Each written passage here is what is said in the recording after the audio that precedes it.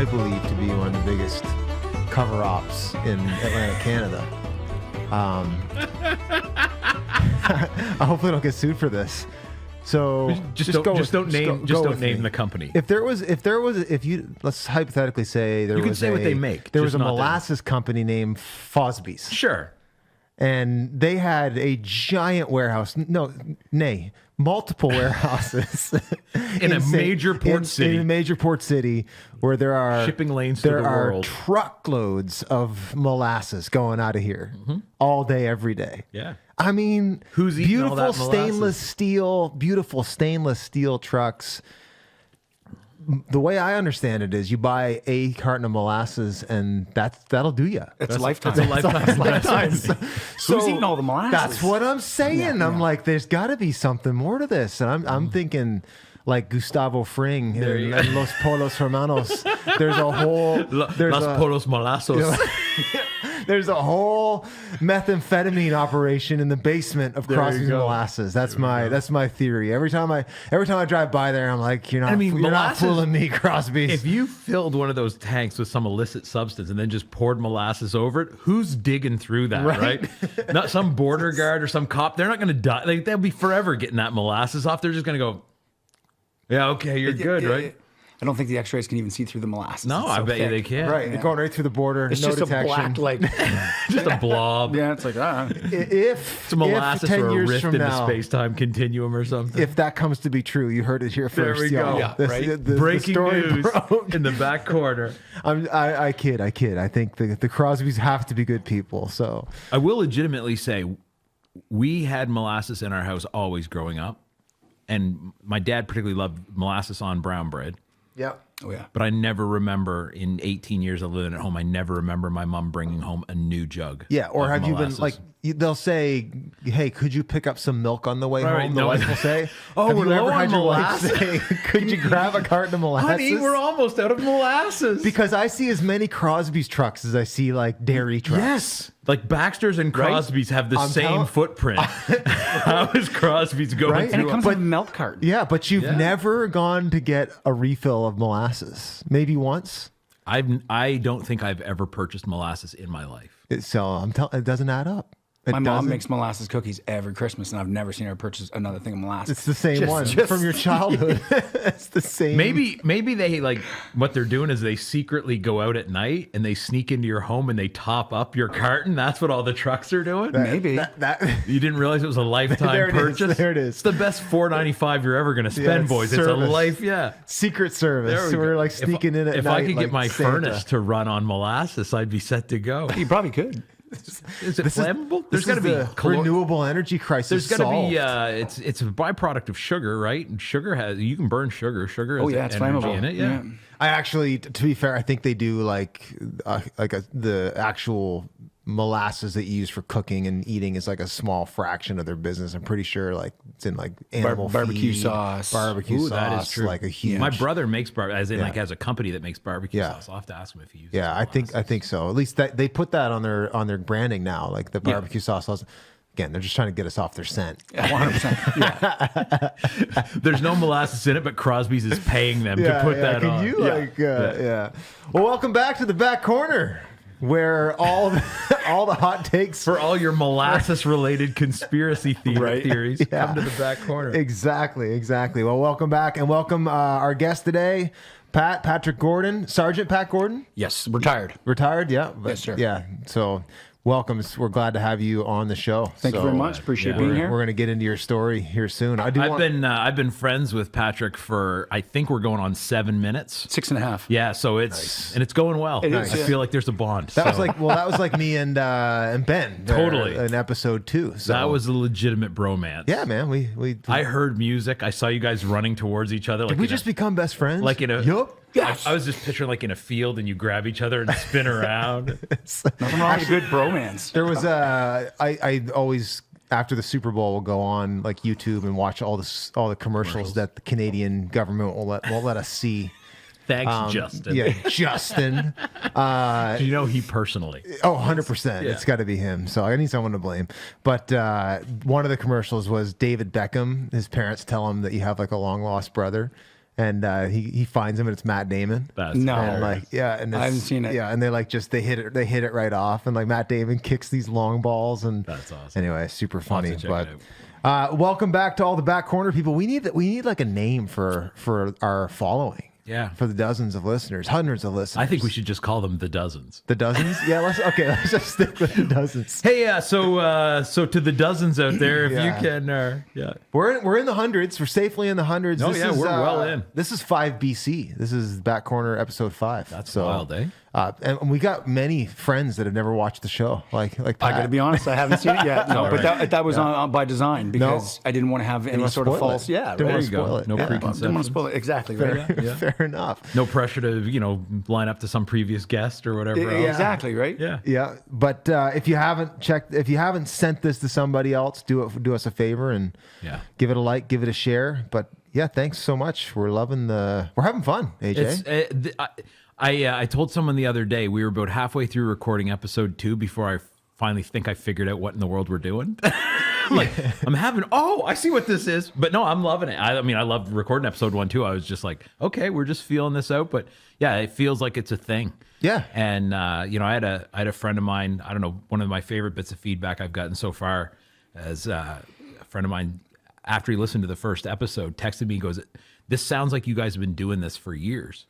And I just said to him, we just turned the cameras on. That's exactly it. We've been having goofball conversations that drift into incredibly important stuff and then right back into goofball for years. We just said we could post this. Yeah, people might like it. Yeah. So people come hang out with us. yeah, and that's the idea. And I was telling Pat before you got here. Like we wanted to design this like a back corner, like we're at Dooley's, and Totally. we're just shooting it and hanging combo. out. So Love it. yeah. So again, thanks to the dozens for joining us for the ride. So Oh, it's gonna be more than a dozen after I'm on. it's going up. 2 dozen. Going Here we up. go. Going 2. Would you describe yourself as a competitive person? Not at all. Not at all. the Gordon bump. Yeah, that's right. Yeah, the Pat push. There we go. push, Yeah, we're gonna get it. So, we got an unofficial and official sponsor today.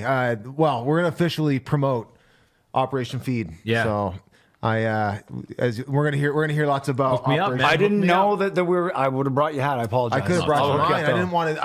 I was like, am I gonna wear the hat or am I gonna do the? You wanted shirt? to I look didn't- supportive, but not like I you didn't don't want to have look like other a clothes. KFC. Yeah, he's just fully draped in op feed. Yeah, exactly. I just wear whatever's free. That was me too this morning. Like, do I go hard with op feed? Do I not? So I'm just like, just the hat. Between the hoodie and the hat, Yeah. and we'll get Yeah. AJ a hat. Yeah. But we'll tell you guys about Op Feed here a little bit later. But Absolutely. definitely big thanks to you, Pat, for being here with us today. And I'm super excited. I'm super nervous too. My palms are sweating. Oh, my dude, heart's pounding. relax. I know. Drink Believe it or not. drink your coffee. Is there Drink my vomit on coffee your as it sweater already? slowly brings Is my it mom's temperature up. spaghetti? You know what? We I don't know your whole story, but from what I understand, this is probably not the craziest thing you've ever No, been a it's part not. of. I know. you can Believe it or breathe not. deep, bro. Breathe deep. It's all right. You've been in some There's more pressure. minimal Taliban in this There room. is You're minimal, probably yeah. going to be fine. I don't know about Ron over there though. Could there be a least looking Taliban? if you guy really than screw Ron? something out, you might get a mild side eye from Ron. That's about the greatest danger. You Believe can it or do, not, every now and then when we were cruising through the desert, you'd see somebody look just like Ron because of the Russian war in Afghanistan. really? Yeah, you'd see war babies, right? Yeah. So be all of a sudden just this white, red-haired or blonde-haired dude Seriously? just walking with blue eyes. Allahu Akbar! Yeah, wearing a man jammies and their cool little hats that they wear, and he'd be just staring at you like he's never seen anything like that because he hasn't. Wow. Yeah, it was As in interesting. another white person, or as in the military? As in the I giant. was the only one. right? The giant army vehicles cruising by. Oh, yeah, Which- that's not what you expect to see in the Middle East. in the mountains. No, I not at all. understand. I was in Nicaragua once, and the official majority ethnicity of Nicaragua is mixed. Like Okay. that's like, mestizo, I think it's pronounced. But anyways, and yeah, there was this family, and it was like these. They were begging, making crafts and selling them. There was probably 5 kids, and 4 of them were these tiny, like dark skinned, dark hair, dark eyed, little brown kids. And then there was this one like big, huge feet, like out of a cartoon, like big rubber feet, freckles, pale skin, red hair. Yeah. And I was like, those recessive genes found a way, you know what I mean? Because in theory, at least, they were all like siblings. But you were just like, yeah, little brown kid, little brown kid, little brown kid. Irish potato famine orphan. Yeah. Like you picture, ma mère maladie, juste whatever that, you know, that heritage moment. We have to keep our Irish name. Yeah. What's your name? Juan O'Sullivan. Patrick, sir. Patrick O'Neill. Oh, we should do a whole segment on do heritage moments. Yeah, they don't air them anymore. No. And that's why people don't appreciate their heritage. I feel like you and I, was it me and you? Like we went hard in the paint pulling out like dozens and dozens of heritage moments. Oh, like, yeah. Just remembering, I don't know, we're on a bus somewhere or something. I at a youth rally that I used to run, we did a game called Heritage Moments Jeopardy. And it was just Jeopardy, but all the clues were like all the questions, clues, were from the heritage moments. No way. And it was all like, what means now the people will know we were here and all this kind of stuff. To be fair to the Canadian government, that might be one of the best things they've done in the last 50 years. Absolutely. It was the heritage moments. Well, 100%. Those were awesome. Yeah. A lot of what they're doing now isn't making too much sense, but hey. In this time Now of they're erasing it all. In this time of division, I think they just need to start airing those again. Bring those and the I Am Canadian Molson commercials. Yes. I think we could fix this. The Log Rider commercial. The Log Rider commercial. Twirling down, Right? down the white waters. That's how the log driver learns to step lightly. It's twirling down and down the white waters. There's no The way log to driver's waltz pleases girls completely. Yeah. Can you? Can we get the copyright permission on that, Ron? Or are we gonna have to edit that? It goes from cartoon to like real Totally. life. Yeah. Yeah. That's Back when we had 3 channels and My wife's an American, and I forced her to watch that. Like it's part of her indoctrination. I was like, well, she became a Canadian citizen a couple years ago, and every now and again I'll come across something. I was like, oh, you don't know the log driver? Like that was like.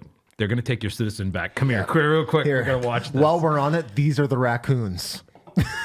right? I don't know why, but I associate that cartoon with just that specific cartoon with like deeply being like it's just a sad thing for me. Yeah. But I think it's because it aired at night, so I'm used to watching it in the dark, and so like a cartoon and literal like it was always dark outside. I don't know, but I just as soon as that came on, I'd just be like, "Oh, I'm so bummed out right now." Really? That created a generation of like enviro monsters. Well, I mean, The raccoons? there was a sneer, man. Like there was a slant on industrialization. There was as the a enemy. slight subtext of environmentalism. I think so, yeah. Think? They snuck it in there. And of course, they Every picked episode trash the whole time. pandas as the protagonists. Right? Trash pandas.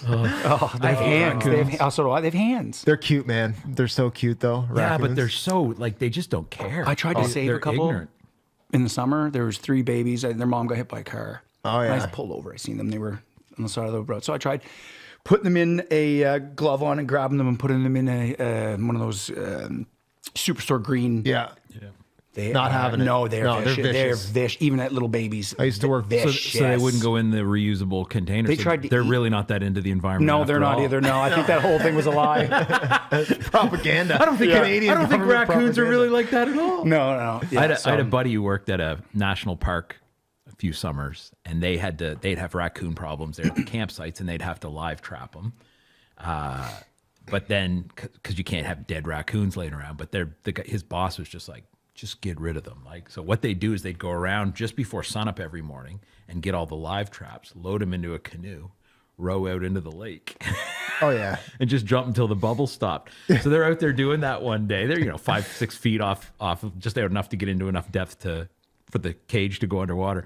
And all of a sudden they look up and there's like this 4-year-old kid. Oh, yeah. standing there Watching staring at us. murder that's like- raccoons. And he goes, "What are you doing to those raccoons?" And my buddy goes, "Just washing them." You got to keep the raccoons clean. We had at the church I was at in Halifax, old 100-year-old church building right next to the harbor. There's always rats around, but we wound up getting like an infestation at one point. And we had the brown Norway rats, which are kind of your typical rats, and then these wharf rats. Yeah. which is huge. They're wild. And so there was a cupboard in the nursery that we had a trap set once, and my wife opened the cupboard to check the trap, and there was half a rat in the trap. And then just a trail of blood going back into a hole in the wall. Like somebody just gnawed him in half and drug away. No. Another rat had chewed him in half and lugged the other, because they're cannibals, right? So she collects up a handful of rats that we'd caught to take out. We'd put them in our green bin, not to go to the compost, but just that's where we'd leave them till the pest control guys would come and get them. And so she goes to put a couple more, and she throws the lid up on this big green bin. And she said, there's a big wharf rat in there, gnawing on a brown rat like corn on the cob, like this, and he just looks up at her like, give me some privacy, woman. Like kind of a thing. It was those. Let me eat my brother. I'm not a big fan. No, I hate rats. No, rodents in general. Yeah, I was not a good pest controlman. I did it, but I was not built for that. I had pet mice as a kid and loved them, but rats freaked me out, and I don't know what it is. Like they're just pretty similar. But I hate bats. Flying mice. Yeah. Not a fan. I don't mind fish or snakes, but I hate I eels. can deal with spiders. I can. Oh. Especially big ones in the desert that jump at you. Oh.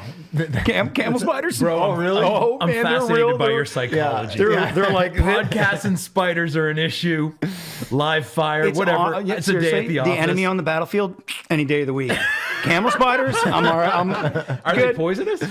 No. But they They're just they big have and they don't vicious creep claws on them. You just don't feel good? No.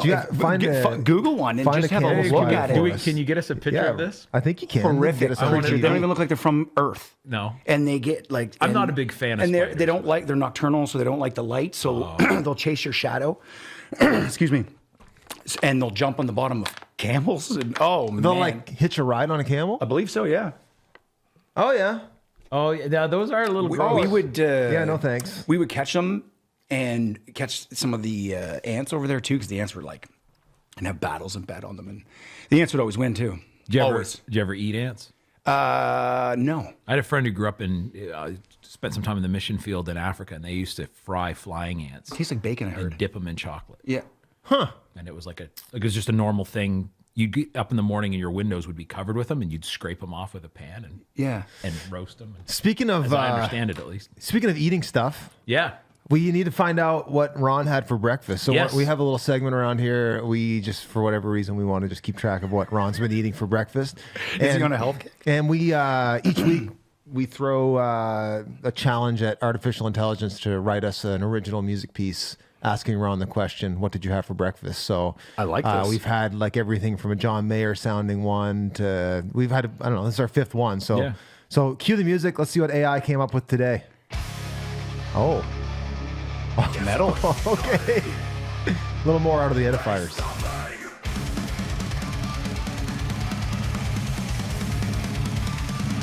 If you had Cheerios with this music, I'd be disappointed.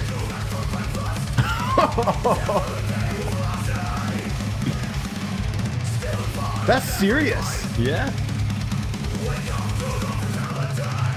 I mean, I can't make it the don't word. even- I don't but even- it's yeah. pretty- No clue what He this sounds pretty intense about that Whoa. breakfast. I can work out to that. Just picturing you in the gym working out to Ron's breakfast song. What are you pumping that iron to, Brett? It's called "What Did You Have for Breakfast, Ron?" by Death Breakfast. That's amazing to me, though, that Yep. Yeah. a computer can just. Ridiculous. What style do you want? I think It's terrifying. I think at some It's point terrifying, too. we need to flip flop this bit so that Ron has to eat a breakfast inspired by whatever the song was. That would And I'm add just a trying to layer. think of what is a metal breakfast? Nails. No. Real metal? Yeah, what? Yeah, No, no, no, what but I would- mean, like, thematically, like, yeah, like if you were to eat a breakfast that held true Like to the sound of a it. John and Mayer eggs. breakfast is like eggs Benedict. Yeah, no, bacon Yeah. and eggs. Like Yeah. all meat, no carbs. Yeah. Steak. Straight metal. Yeah. Well, you got to have the bacon, Just- the eggs, the sausages, the steak, Yeah. all of it. That's what Yeah, I had kind for of- lunch. I had a sausage, steak, and cheese.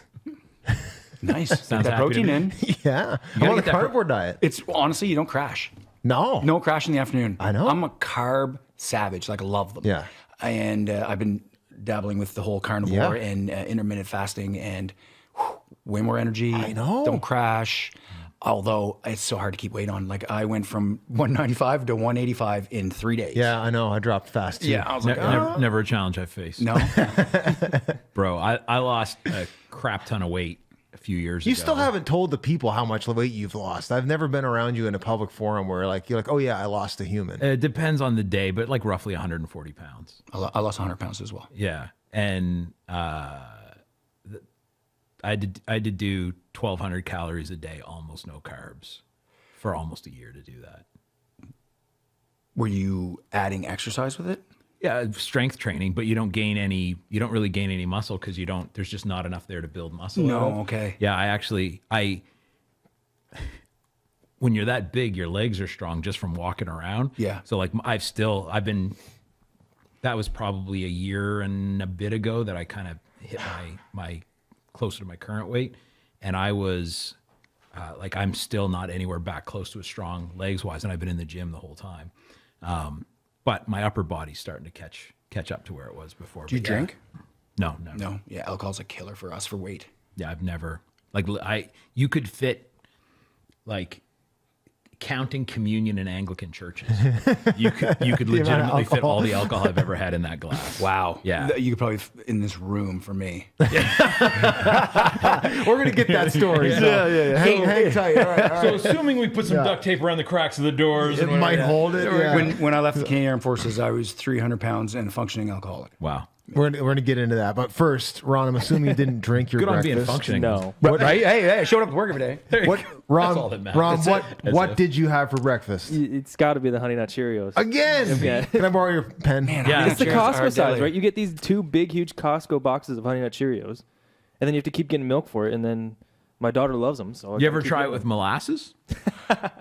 Never. That actually Never Just had sounds that. all right. from a flavor profile, Yeah, that wouldn't be bad. I mean, I wouldn't put it on instead of milk, but like I could see making like some sort of iteration of like a Rice Krispie treat, but with Honey Nut Cheerios and some molasses. That's 4 episodes, or this is our 5th episode. 4 out of 5. You know you're going to Ron have has him been- on. Who? The Crosby guy. He's gonna have to come on and like just go on record. He lives in my neighborhood. Like Steve. Oh, really? Crosby. He does. Yeah, he walks by my Steve house every single Crosby. day. Is that his name? Steve Crosby? No, I'm just making it up. I just assume his last name is Crosby. Yeah, it is. Yeah. If you tell him there's a very large platform with That at would be least dozens of hilarious listeners. to have it just like. So, what are all the uses for molasses? We're And, like, very curious. turn it into the world's worst cooking show, where we don't cook anything. We just talk about molasses. Exactly. So we want to do a couple. He could bring us a lifetime supply of molasses, aka 2 cartons. 2 cartons. Yeah, this will do set right up. This will do you out. Just make sure you leave it out at night if it's getting low. Don't worry about how it gets filled back up again. So we were thinking a fun segment in keeping with one of the reasons we want to do this podcast is just like, sometimes from a pastoral standpoint, there's not always time or opportunity to have certain conversations, flesh things out in real time, talk about what you're processing. Another thing is like I get asked a lot of the time, like, what are you reading? Recommendations for how you do life, all that kind of stuff. So I thought it'd be fun to do a segment once in a while called You Oughta. Mm-hmm. You ought to. Like you ought to. Something you should do. Something that would make your life better if you did these things. They're basically unsolicited recommendations. This is the part of the show where we give unsolicited advice. Yes. We tell you to do things, and you never asked us if you should do anything. Exactly. But some of you actually, if you're tracking along, you may find some of this useful. So this is You Oughta.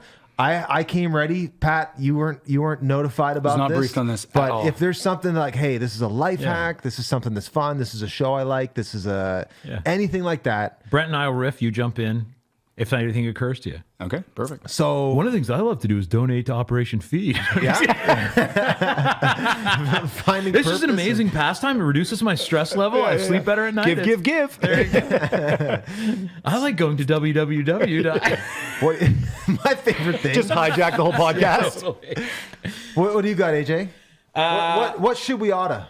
You ought to check out a podcast called The Rest is History. I'm glad I didn't put that down. 'cause Yeah, it's one of my favorite podcasts. It's these 2 British dudes. They talk about everything from like ancient Roman history up until, admittedly, one of my less favorite episodes I listened to the other day was about fashion trends in the 60s. So it's like just anything that happened before now is fair game. But one of the things that's really I find fascinating, particularly one of the Tom Holland is one of the hosts, and like Spider-Man? they make a frequent joke about that. Okay. No, he's a British academic historian. The other Tom Holland's British too, I believe. That's true enough. Yeah. So they are both British, but one is One's an an old actor smart and guy and one's a young actor. Yeah. But yeah, they'll always joke about how often he gets messages on his Twitter wishing him happy birthday when it's the actor Tom Holland's birthday, because they just see like at Tom Holland or Make him whatever. sad.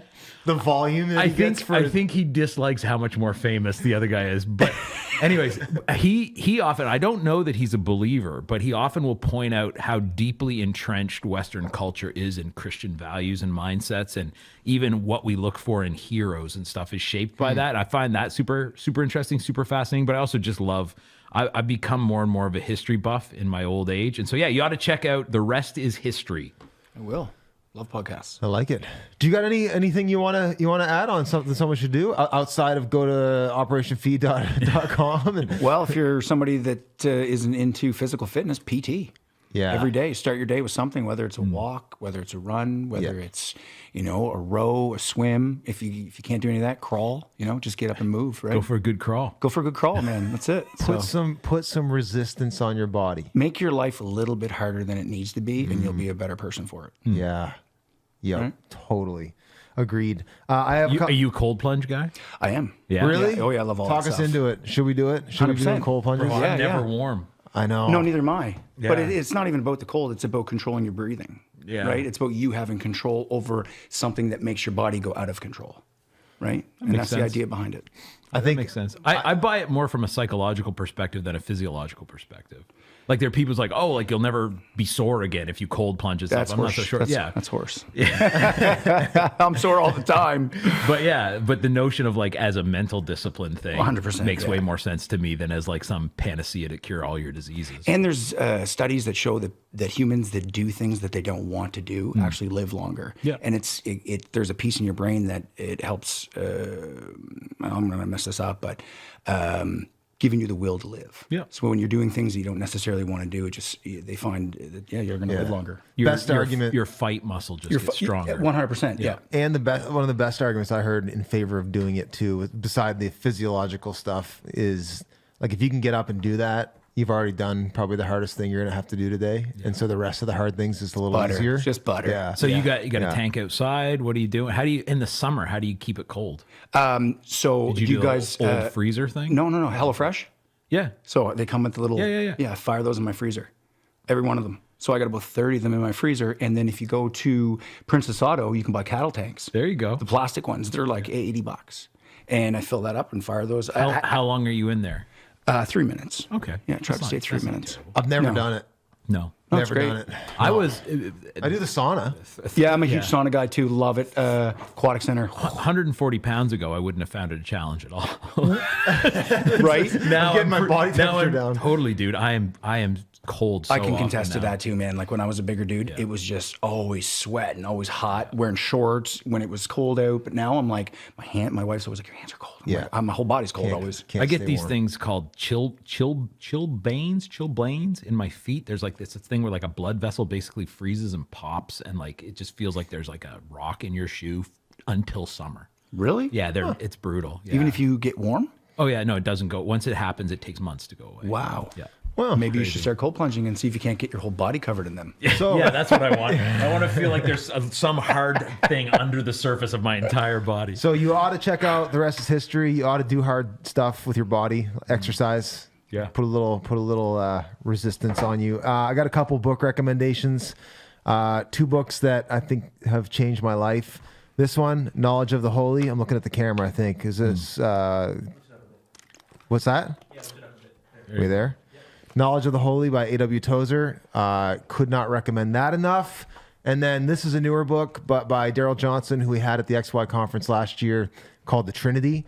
Both of these will expand your thinking about just like how you envision God. And so, if you're I looking- legitimately thought about bringing Experiencing the Trinity. and Okay. recommend- that's one of my favorite books I've read in a long time. yeah, Really? It You ought to read changes it. your whole paradigm of how you It's understand. one of those books that is like blows your mind but is accessible. Like some stuff you're like, I think if I could understand this, it would really it'd really be amazing. Yep. But it's not a hard read at all. It's not complicated, but it's addressing arguably the most complicated thing you could ever try to wrap your mind around, the Right. nature of God. Yeah. Super good book. Yeah. Super good book. I'm gonna go. You got a bonus? Oh, I got tons of them, man. All right, do one more. Well, we've been on this physical kind of kick. I would say if you are into strength training at all, you ought to check out an app called Heavy. It's spelled not properly because, you know, they have to be able to copyright it. HEVY, great app for tracking your workouts, for tracking your kind of performance over time, let you know when you hit a new personal best, all that kind of stuff. And then there's like a social component to it, so you can like add friends on it and see each other's workouts and encourage each other / give each other a hard time. Yeah. So like Pleasure, who was on a couple episodes ago, he and I are on it together. Oh, really? Yeah. We'll see each other. Yeah, you should jump in, man. I'm gonna have to. We track each other's workouts and pat each other on the back and occasionally push each other. And it's I don't know. I found it very. If you're, I feel left out actually. Well, we talked about getting you to get on, but we didn't know if you'd go for it. No, seriously, it's a great app. And we talked earlier about kind of that whole competitive thing, which I think all of us are competitive at the table today. There is just something about it helps you to compete against yourself because it tracks really well. And I'm never going to compete against, for example, Pleasure in terms of how much I can lift. But like if I haven't been to the gym for 3 days and I've seen 4 of his new workouts get posted, I'm like, okay, I can at least compete in the show up department, right? And so, yeah, it's a great app. I love it. There's a free version, which works great. There's a paid version, which gives a few extra bells and whistles. But if you're looking for a good app for that, Heavy, HEVY. And this has been You Oughta. You Oughta. Yeah. Hey, we'll do that once in a while. I like it. Just get some recommends off our chest. I put all my workouts up on my Instagram too, if you ever want to check them out. I saw yours today. There was a serious sweat pool there. I don't think it was. Was today. it yesterday? It was yesterday, yeah. Yeah. I was looking. That's when it showed up on my feed or whatever. Yeah, I did today was a 1,000-meter run, 25 burpees, 1,000-meter run, 25 burpees, until I got to 100 burpees and 5K. Serious. Yeah. That is pretty intense. Yeah. Well, and for me, it's not just about the physical part of it, it's the mental side of it as well. And, you know, I do it in my garage too. I don't go to a gym. So there's that aspect of holding yourself accountable. Yep. And it becoming something like brushing your teeth where it's like, oh, I didn't train today. I feel gross. Yeah. You know, like, oh, I got to get in there. I got to get it done. Yeah. And I'm like a border collie if I don't. You know what I mean? It didn't go for his walk. Just twitching. Yeah, on top of Another PTSD. issue I've never had. Yeah, I got the ADHD too is just like, It's funny, I was talking to someone after church on Sunday. You guys are listening to this in the future, but as we're recording 2 days ago, I talked a little bit about mental health in my sermon, and people were talking about like things that can help with that. And I was like, hugely recommended our diet and exercise. And I think they are important. Those were the 2 least helpful things for me. Really? Yep. I found diet had no effect and exercise sometimes made it worse. Really? Yeah. Particularly cardio, because I'm just miserable the whole time. I have back issues and stuff. And so like, I'm going to go be in pain for an hour. Like that doesn't help you. What was it that kind of got, like, what would you say were the biggest things that got you over the hump? Drugs were huge. Yeah. Legitimately. Medication. Time was helpful. Therapy. A friend of mine who also has had mental health issues, and I remember he described therapy this way to me once, and it's been my experience. He said therapy was less about getting me better and more about teaching me how to be sick. Not as in saying like wallow in it, but just to go like, don't be thinking in terms of if I do enough sessions, this won't be an issue anymore. But it's like if I do enough, if I keep at this long enough, I'll know how to work with it. I'll know how to manage it. I'll know how to keep it in check, like that kind of thing. I believe that. And so yeah, like if you go in going, this is going to cure me, make me better in that sense, it won't. But as in, it'll help me to be able to live a normal and productive life with this in the mix. You think of if. Again, I just mentioned I have back issues, right? So like I do a lot of stretching and that kind of stuff. And it doesn't mean my back is fine now. Right. But it means I can do what I need to do because I know what I have to do to keep that limber, keep that loose, whatever. And but I do know people for whom, like I have a very close friend who's like, I have to walk an hour a day or I go completely nuts. But if I can walk an hour a day, I'm fine.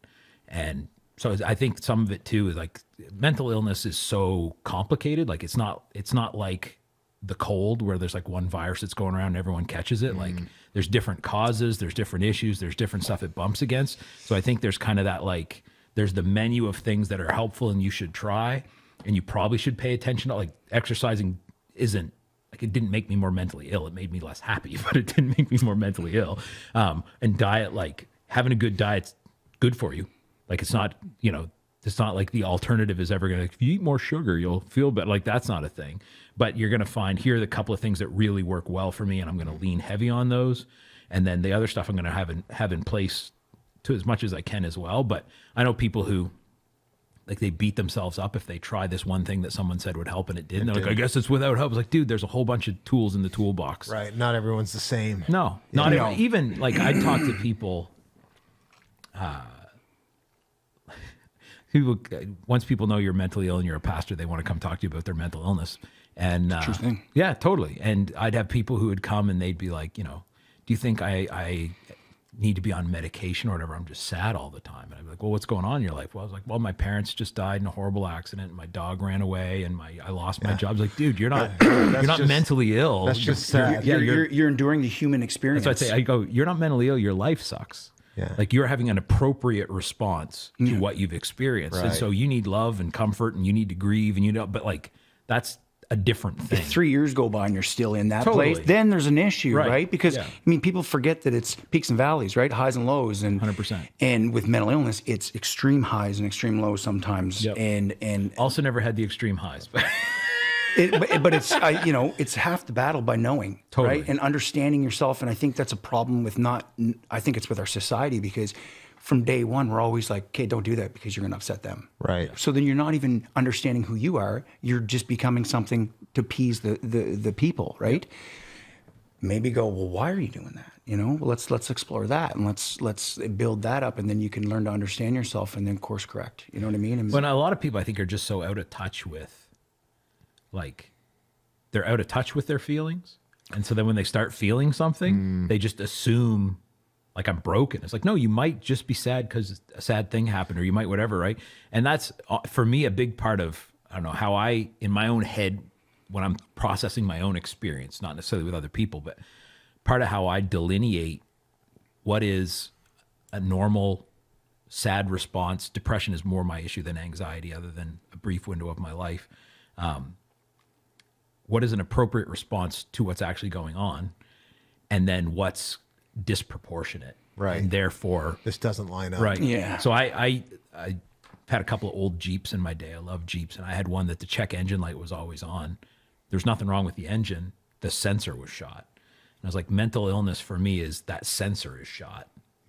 And sometimes you just ignore the light and you just drive because you're fine. Like, I'm going to get up and go to work. I don't feel like it, but I know objectively, I've sat down, I've thought through it, I've processed what I've experienced. I know how my life is going, and I know everything is not as horrible as everything feels right now. So I'm also going to do some stuff to try to get the light to shut off, but I'm also not going to like, whereas, again, if you've gone through some horrid loss or some traumatic experience, or it was like, no, that light is on to tell you there's something you need to address.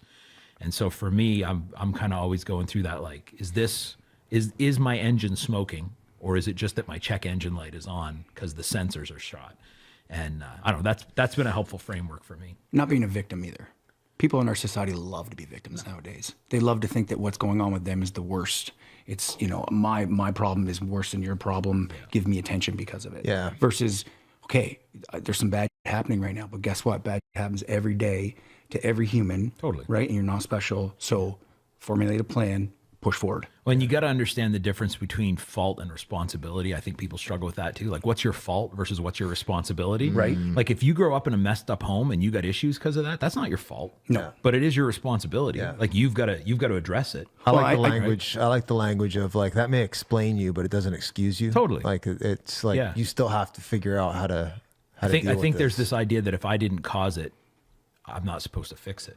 Yeah, I tell a like, lot of people that the trauma is not your fault, but the healing is your responsibility. Totally. Yeah. Right? And that's the truth of it, right? Totally. Well, that's probably a good launch point into the story of Pat. I'd like to I'd like to hear, like, I think it's a good spot to jump in.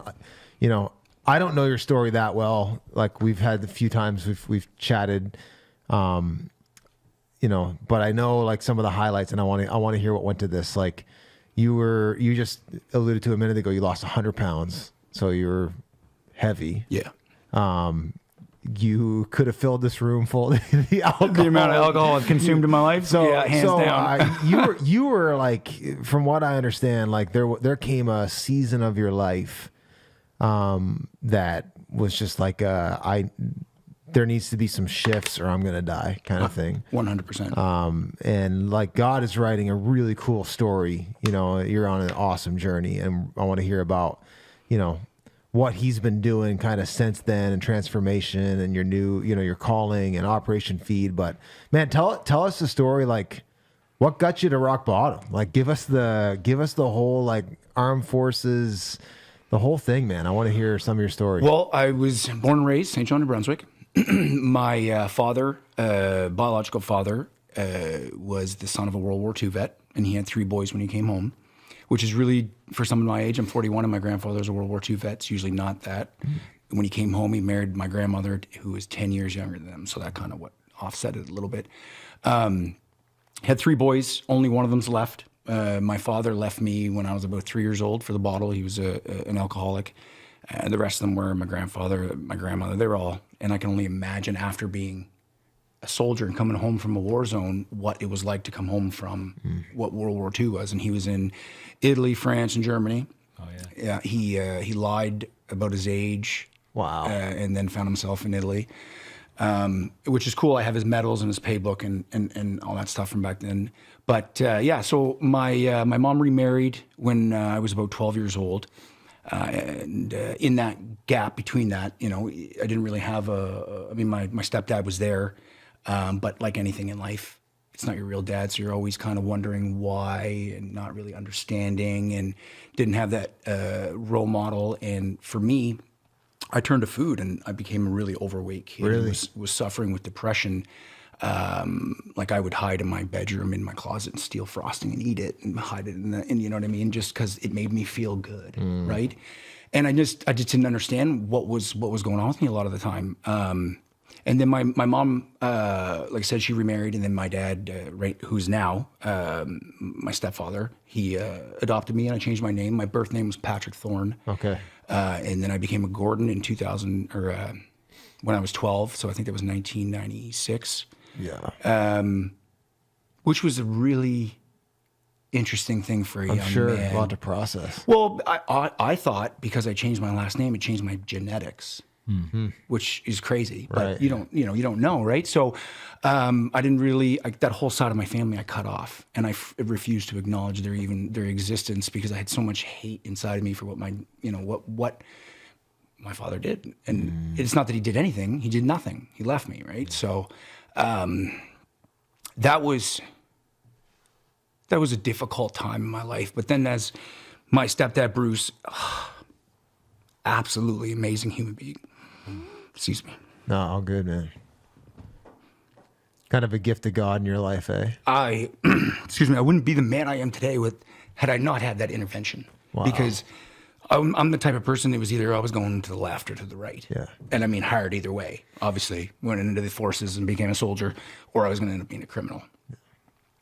He was a provider, and he was a man's man, a tradesman, but he just instilled that hard work in me, and be the best you can, and not necessarily wasn't hugging and loving and touching because, like all of us, he came from probably a difficult, we don't really talk about it, but I can sense The fact that you don't talk about it is a giveaway, right? That he came from a difficult time, right? So, I thank God every day that I had him, and I still have him in my life. And then I went through high school and graduated in 2002. The early years of my high school were really rough. My brother came out in the 90s. Okay. And then I was Before it was fashionable. Before it was fashionable in the 90s at Simon's High School, and I was that'd be big. I was overweight, so I was the fat kid with the gay brother. So my nickname was either Fat Pat or the Fag's brother, depending on who I encountered in the hallway. Which was really difficult because I didn't really understand what my brother was going through. You know what I mean? Right. And I just knew that he was my brother. Yeah. And I loved him. Right. Which just makes me sad to think about all the horrible things he had to endure in his life. And I was just there a lot of times watching it going, oh, man, feeling helpless. Right. And then there was like a switch in our lives. He had this bully that just wouldn't leave him alone in his graduating year. And like when I say bully, it was like picture a bully in your mind.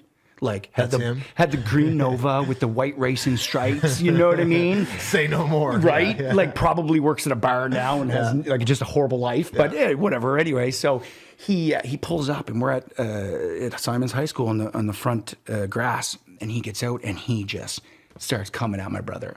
Like, you know, just hitting him with every name you can come that's not cool to be calling somebody that's gay.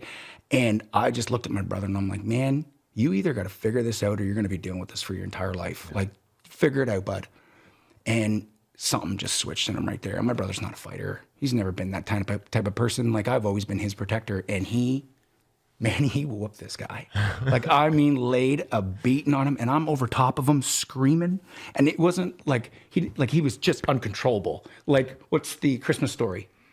Ralphie. Yeah, Ralphie. like it was like that. And I'm just like, yeah. And it was at that point in my life I changed. Okay. And I decided I will never let anyone do that to me. And I will become this thing that I feel I need to become to be able to be, to survive. Huh. And then I thought I had to become a hard individual. And I started training all the time. I started tattooing myself because I thought, you know, hard guys need to be covered in tattoos. Part of this, I wanted people to look at me and go, yeah, that guy means business. What was the first tattoo? An Irish cross. There you go. On my forearm. Could be worse. It could be worse. Could be a lot worse. Yeah, it was, and I was 18 years old when I got that done. Could have been Snoopy. It could have been Snoopy. Or my brother got the Nike check mark on his calf. Oh, no. Well, a homemade tattoo gun too. So you're like, buddy, come on. Yeah. So yeah, then I kind of took control of my life, and I decided that I wasn't going to be a weak individual anymore, and I overcorrected, which a lot of times people do, and I started fighting everybody. Every chance I got, if somebody gave me a look that I didn't like, or if it was somebody from my past that I remembered either said something mean to me or my brother, I was like, it's on. Like, no, I don't care. Like, I remember walking up to dudes in bars that didn't even remember me. Wow. And couldn't even, because I would look completely different too, right? So I'd be like, you don't have an option. Let's go. Wow. Right. And every time I just felt like I needed to just prove myself. Right. And then that kind of turned into the military. I grade 12, 2001, the towers got hit. It was my graduating year. My grandfather, obviously being a service member, I had that in the back of my head, those conversations when I was a young man of what I did remember. And I was always, as a young man, I was always the one who wanted to play Army. You know, my mom would take me to Roy's Army Surplus, and I'd buy the camo pants and the hat. I was right there with Same, you. Right? man. Yeah, That's our man. generation, And I think, too. like Rambo. Like Arnold Schwarzenegger was my hero. You know, Predator, Commando. Like, I just was like, G.I. Joe. oh man, it was the best, right? So I spent about 4 years of my life in a camouflage jumpsuit. right? I would sneak up on my Happiest buddies. years of my life. They'd be playing over in like I lived Golden Grove Road, so your neighbors would be pretty spread out. I would sneak up and crawl through the woods. Oh, They'd be yeah. playing dinky cars and be like, and they're like, you didn't know I was there, did ya? And they were like, because we weren't looking for you. And I was Gotcha. like, right? You just lost a game of hide and go seek. You didn't even know you were playing. Yeah. We used to play with guns. Like we'd get sticks out back and just. You find a stick and you're like, I got you. No, you missed. That's how I first got into woodworking. Really? So I could make guns out of wood. Oh, right? wow. Yeah, that was like the first. Yeah. Now I make bowls and, you know, way less violent stuff. So 2001. Yeah, so the towers got hit, and I was like, okay, I'm going to the military. So I put my papers in right after I graduated, and it took me about a year and a half to get in. So yeah, I found myself in basic training in January 2004. So I graduated June 2002. So it was about a year and a half. Yeah. Took to get everything to get in there. And back then too, because we weren't, like, the war wasn't really in full effect then. The recruiting wasn't sped up. Right. Afterwards, it was like 6 months and you were ready at an operational unit. So did my training. When I got in the military, I walked into the recruiting office and I'm like, I want to jump out of airplanes. And they're like, whoa, we got a job for you. And I was supposed to be an infantier, and I was slated to be posted to the 2nd Battalion, Princess Patricia's Light Infantry in Winnipeg, and or just outside Winnipeg. When I found that out, I was like, I want to go back to Gagetown, and I didn't know much about the military. And when you're in basic training, when I was in, there was, once you got to week 4, they gave you an opportunity to change your trade if it was open. And I was like, well, I want to go to the Armor Corps because one of the guys said you'd go to Gagetown. So I'm like, well, I want to go switch me to the Armor Corps. They're like, cool, you'll be driving tanks in Gagetown. I was like, okay. So I didn't really understand the difference. All I knew, I was a young man. I missed home. Right. And I still was going to get to serve. And so got trained up, and then I found myself in Edmonton, Alberta, as a Lord Strathcona's Horse Royal Canadian in December 2004. Took me about a year, basic training, soldier qualification, which I did in Meaford, Ontario, and then my trades training in Gagetown, and then shipped to Edmonton, which for me I never left the East Coast. I was in Florida when I was 12 as a family vacation, but it's the furthest you've ever gone. Yeah, and what family vacations are like. You're not going out to understand things when you're 12. It's a little bubble, right? Yeah. So I was off, like, see you later, going off as a young man. And at that time, there was some turmoil in my home with my mom, and it was, we really struggled with. She was very overbearing, and she had a lot of trauma as a young woman, and she didn't really understand what she was going through. So it was that constant battle, and I just wanted to get away from it, right? And I was like, I'm tired of this. I got to go figure myself out and live life. So when they were like, you can either go to Petawawa, Valcartier, or Edmonton, those are your choices. I was like, I don't know what Petawawa is, and I don't speak French, so I know who the Oilers are. Edmonton it is. So I got out to Edmonton, and it was 2004, and our unit had just deployed to Bosnia and Afghanistan. And in 2004, they had secured the airfield in Kandahar. Our unit was the ones that did that. So you're getting there, and you're like, all the buzz from the guys that got back, and you're like, what's it like, And at that time, there was no fighting, right? Because there was, we took the airfield, but then we moved to Kabul, and it was more of a reconstruction / peacekeeping, and then they decided to move from Kabul to Kandahar in 2005. And I think it had to do with us taking a certain responsibility of that area as the Americans were getting more involved in the Iraq War. So when I got to the unit, it was, you're going to be a tanker. So I got trained on tanks. So really quick, because I want a little rabbit trail here. Mm-hmm. You're like, with the stuff that was going on, like when you were deployed in Afghanistan, like the partnership of like allied forces with the Americans and stuff, like obviously we have a huge history of, like global conflicts with them as allies. What does the whole like Trump 51st state thing, like as someone who's served in the Canadian Armed Forces as a Canadian alongside Americans, what does do we that really want to do this on this podcast? Heck yeah. What's that do to you? Like what's that? Honestly, how do you feel it about doesn't. that? It doesn't upset me. No, it really doesn't. No, because unfortunately, our politicians have destroyed our country.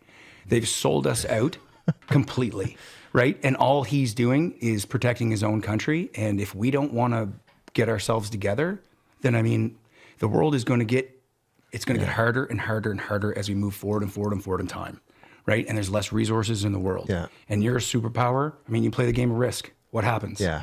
We talked about it episode 1, so 5 episodes ago, and that was the take. It was like, as things get harder in the world, that's not the worst outcome, and No, it's not at all. There are the worst people who could take us over. Right. Well, that's what I mean. It's if the Americans don't come up from the south, who do you think is coming over the Arctic Circle? So Santa? Let me ask you. Like, so from a Santa, the elves. I see a red nose. Right. I mean, people want to get on the internet and lose their minds about tariffs, but it's like we're being drowned in taxes. Yeah. We have another 20% of a carbon tax coming in April 1st, and why? Not one person's going Canada first until now. Yeah. Now all these politicians that did nothing but jack our rates up.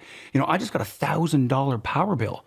Yeah. How is a New Brunswicker supposed to pay that? Yeah, that's wild. Yeah. And now they want to shift the narrative. Like, no, we're on your side. Yeah. We want to do all the things that we didn't want to do 3 months ago to stop the orange man from taking us.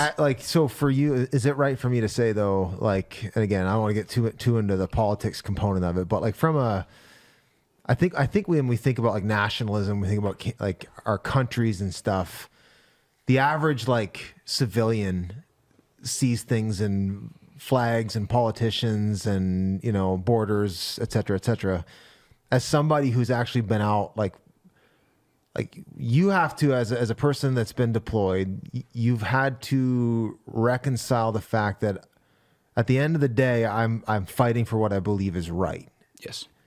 And like at a certain point when like crap gets serious, the games we play in, you know, politics or even within like peacetime aren't quite as important, you know? Like, so I'm not surprised to hear that like you have a more pragmatic view on, yeah, like if we become part of America, that's not the worst thing. It's not the worst thing in the entire world, because you leave North America, the world is a very, very dark, dangerous place. Right.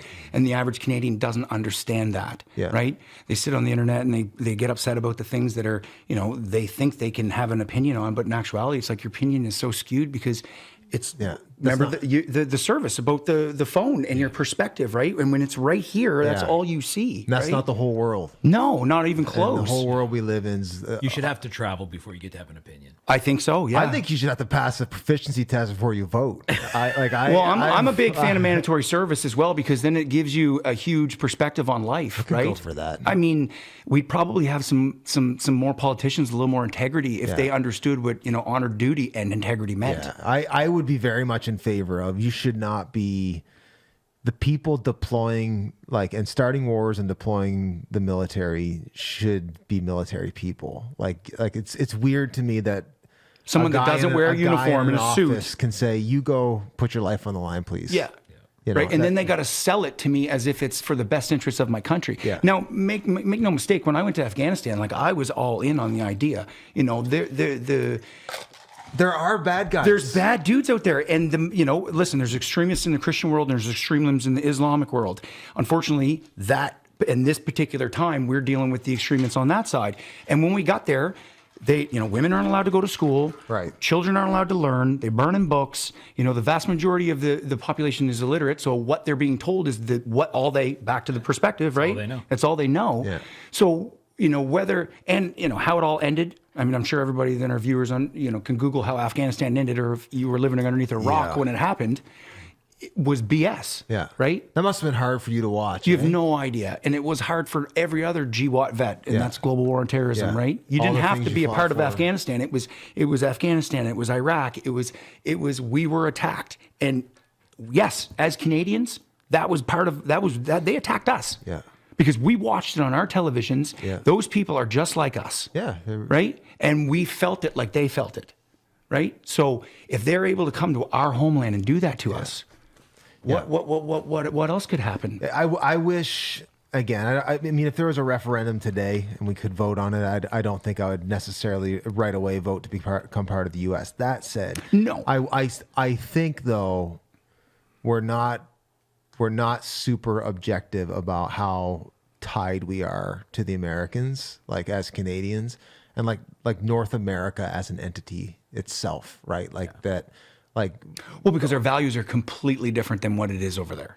And there's a reason, because it started like across the ocean. Yeah. I mean, think about how the Americans were made. They're like, we're not doing that anymore, and we're going to fight you and kick you out of here, right? Yeah. So, and that's we weren't forged in fire, but we look from afar going, ooh, that looks so inviting. You know what I mean? When I'm fighting with the Americans, have the pride. Yeah. Their flag is like this big on their shoulder. Right. Ours was this big. We're here too. You know what I mean? And they flip it backwards, so it's always moving forward. Oh wow. That's not insanity. That's beautiful. So your time in Afghanistan, like what? So my first tour when I went over was 2006, and it wasn't a full tour. It was considered a TAV. So I was one of the first people to ever drive a tank in Afghanistan. Wow. I got spooled up in less than 2 weeks. Spooled up to go, like you're going to Afghanistan. Okay. I had 2 weeks. I got a passport in 24 hours. And the reason why is because I was dual qualified. I was qualified to drive them, and I was qualified the turret. Okay. So like I said earlier, they were talking about divesting them and getting rid of them. So they stopped training guys. And I was fortunate enough to get I got the whole platform. Okay. So then they were like, okay, we need to stand up a squadron. So we need every available person that has these qualifications, and we need guys to get the tanks over there. So my contract was set to expire in 2007, and I hadn't signed again. So I was like, I didn't know what my future was in the Canadian Armed Forces. And at that time, oil money was just booming. So every guy that got out of the Army was like sending you texts of how great it was on the other side, right? Just like this. And you were like, listen, you didn't make a lot of money in the Army, especially as a private. Yeah. Like you barely had $400 at the end of the month because you had to pay for your quarters and your food. And then it just was booze, right? And you were broke for the rest of the month. So having a little bit more money in your pocket was appealing. Yeah. So they spool us up. Okay, you're going to Afghanistan. You're taking these tanks there, which in itself was a crazy experience. I got on an Antonov, which is the biggest plane in the world. Oh, wow. And it was a completely Russian crew. So me and another guy, we had two tanks and we loaded them into this, and it was just us. He was a corporal, I was a private. And they, you guys drove your tanks on the... Drove them onto the plane, and they were like, let's go. Yeah, your path. Enjoy, comrade. You're going to Afghanistan. Excuse me. Your path is laid out. They know, you're going to be stopping in. So we flew from Edmonton to Gander, Gander to the UK, UK to Bulgaria, Bulgaria to Kazakhstan, and there was like a secret American base. So that was really interesting. And then when we got to Kazakhstan and we unloaded the tanks, then we were in the American hands. So then they were... at this time, Canada didn't even have the ability to fly our own vehicles into a war zone. We only had the C-7 or the Hercules, and we've later on purchased the Globemasters, which were able to carry the tanks in. So we're on this base, and I was there for, I think it was about 2 weeks. And then they're like, hey, your vehicle's going in, and you're flying them in one by one. And that was wild, too, because I was in the cockpit of the Globemaster with these American pilots and watching it all, like, from a vantage point where most soldiers don't get to see, right? Cool. It's usually the Air Force is doing that kind of stuff. Yeah. So when they're flying in, it was low level flying too and tactical flying. And you could just see these, like, we came in at night, there's fires burning everywhere. Wow. And the guys start putting their vests on, and I don't have a vest or a gun. And I'm like, I tap my shoulder. I'm like, what's going on? He's like, oh, we just crossed the border. Like we're in, and I'm like, he said, don't worry, your plate's on the bottom, you're good. Don't worry. And I'm like, it's just in case we crash. And I'm like, okay. And then, they started. Because you wanted to know that was an option. Yeah. Right? And it's not for getting shot at up here. It's for if we crash. Right. Okay. Yeah. So they're just like, oh, if you survive the crash, you're going to want this. If we fall out of the sky. 22 years old. On the list? 22 years old. Just like by myself. Like, you're so young when you're 22. When you're in your early 20s, you're still a teenager. I don't care what anyone says. It takes anywhere from 5 to 8 years to develop in that. Yeah. You know what I mean? That particular, and then it's like in 1990 was still 1985. Yeah. Right? It didn't become the 90s until 95. Yeah. Right? Yeah. So actually it became the 90s in I think it was 94 when Nirvana's Nevermind album dropped. Right? Yeah. Yeah. Great tune.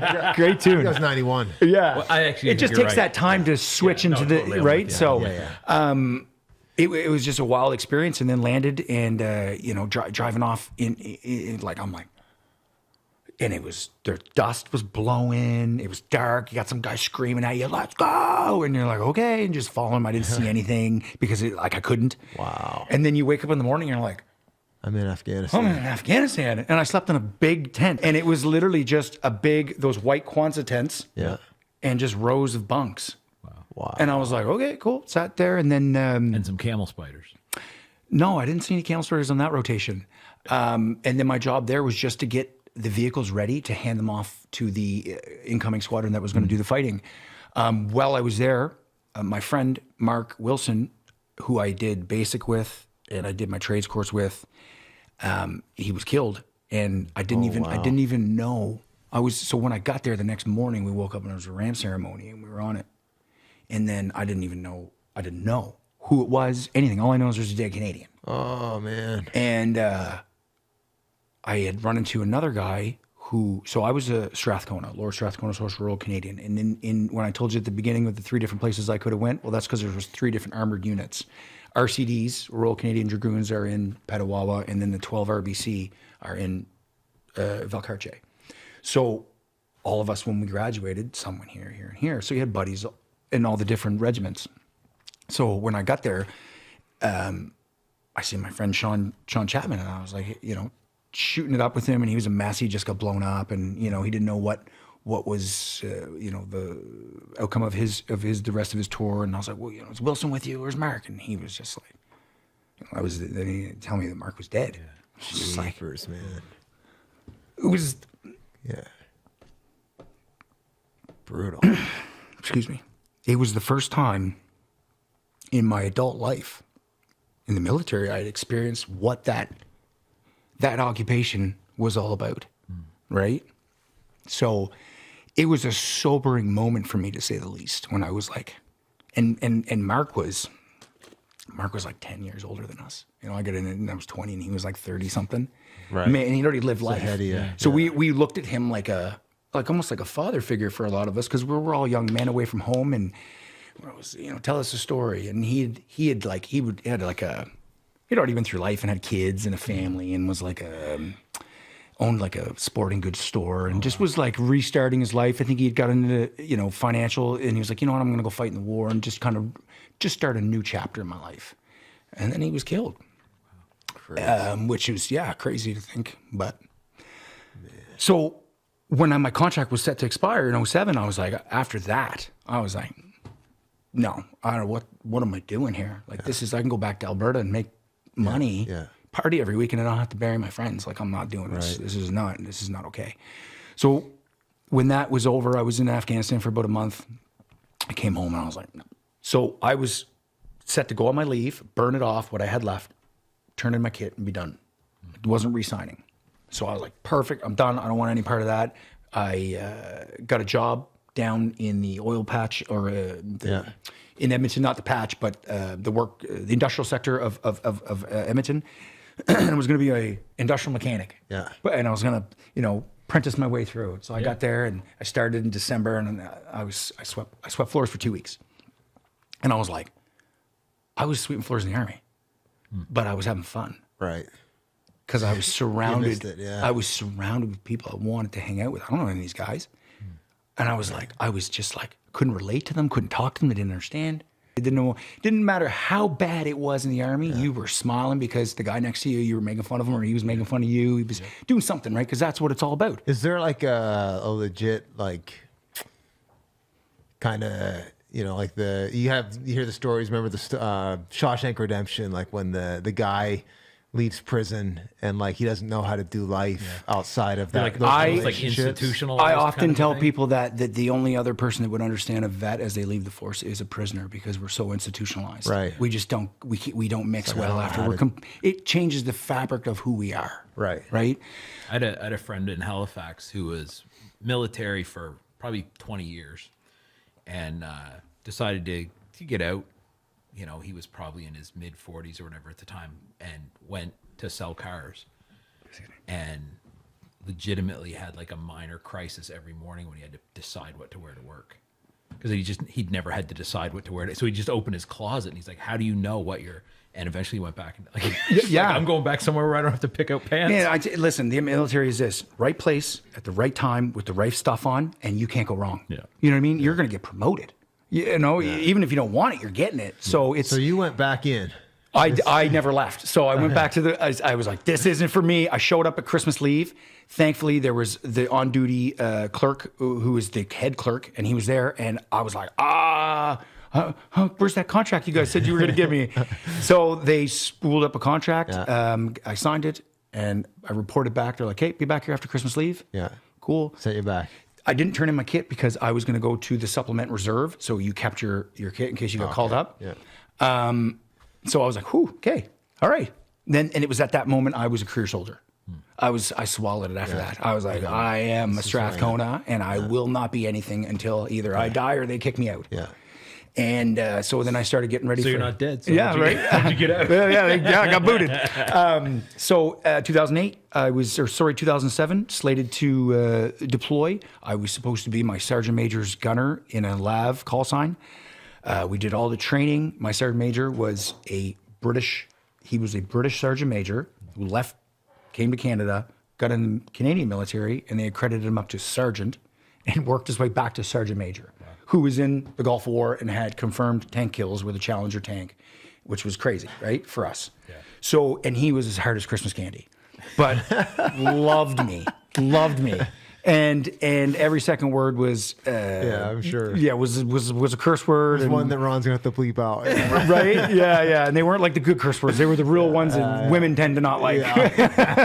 The real colorful stuff. Yeah. So he was awesome to work for, to be honest with you. As hard as he was what you wanted in the military. He was what all young men wanted to be surrounded by. Somebody that's already did the business and came back and is going to mentor you. So I listened when he talked and tried to learn as much as I could when I was with him. And then I came home on leave that summer, so summer of 2007. I got drunk and I broke a glass in my hand, and you can see the giant scar in my hand, and it went through my hand. Oh yeah, severed this tendon, and I got taken off the tour. Which, for anybody who's a vet out there, and that's like finding out getting injured at the combine, and you're going, and you've already got right before the Cowboys have been talking to you, you know what I mean, and you get injured. So it was devastating to me. But at the same time, I looked at it as, okay, some more adversity in Pat Gordon's life. But they replaced me, and the sergeant major got somebody different. So I got to the point where my hand got good enough where they brought me back onto the tour, but they were like, you're going to be in the reserve. So when we deploy, we're taking 3 troops. Each troop has 4 tanks. Each tank has 4 people. And then there's a command element and stuff as well. We're leaving one of the troops, traditionally 4 troops in a tank. We're leaving 1 troop in reserve in case injuries.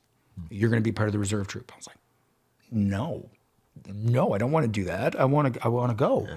I'm like, well, it is what it is. All right, good enough. So I just, showed up to work and did my best I could every day. And then some people weren't performing the way they needed to perform in the positions they were in. And I had just got promoted to corporal, brand new. And I was a junior corporal. And they were like, hey, we're moving some guys.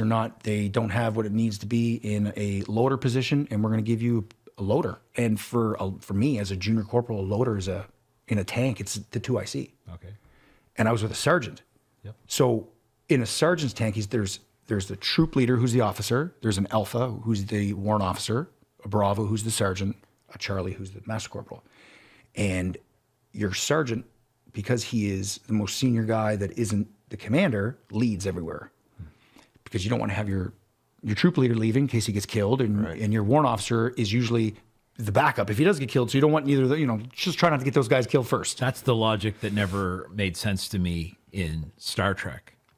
Because the captain always goes down. Yeah, it's like keep him up. Send your other the guys down there. Well, that's why that weird guy always, with the brown shirt always got killed or whatever. Totally, the red shirt. Or red shirt. Sorry, yeah.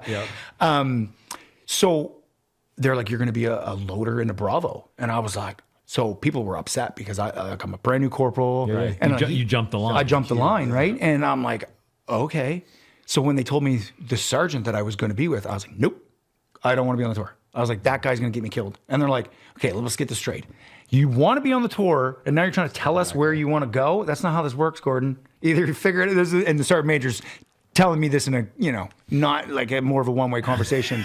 So I was like, okay, cool, I'll do this. In a not human resources approved way. Yeah.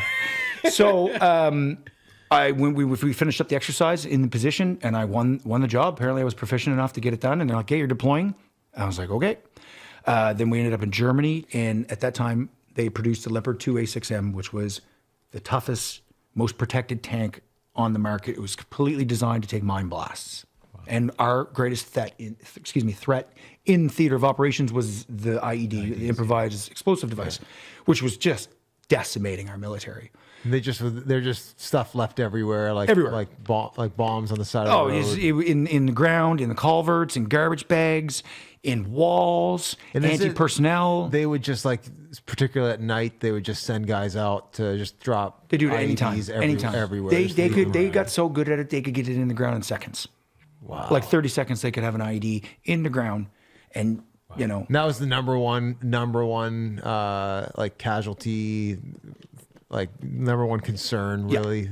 Well, I mean, so we were fighting an ununiformed army. Right. So that was number one. In their backyard. In their backyard, right? So we didn't... In a country where no one has ever actually Nobody's won a war. Yeah, since Alexander the Great. Yeah, like not even the Mongols won in Afghanistan. No, you could. And believe me, if you've seen Afghanistan, you'd be like, I can see why. Yeah. The train is just a fortress. It's vicious. Yeah. Right, and they know it. Yeah. They're humping through the mountains, and they've lived there thousands of years. They understand it, right? And they're a hard people, man. And I don't blame them. If someone came in here and was like, but we weren't there to do that. We were there to help. Yeah. Right, but we were fighting the Taliban, and the Taliban would use the civilians, like they'd hold their families hostage if you don't go do this type thing, right? So, which was very difficult because you never knew. You don't know who's who. You never know, man. And if you pull the trigger and it's not justified, you got to live with that for the rest of your life, right? And, I don't care what anyone says. It never goes away. I can imagine. Like, it never goes away. Yeah. My time over there is done, but it's all still inside of me. Yeah. Everything I did. Yeah. Yep. It's overwhelming sometimes. No doubt. And then you get, people call you a hero. I just did my job, you're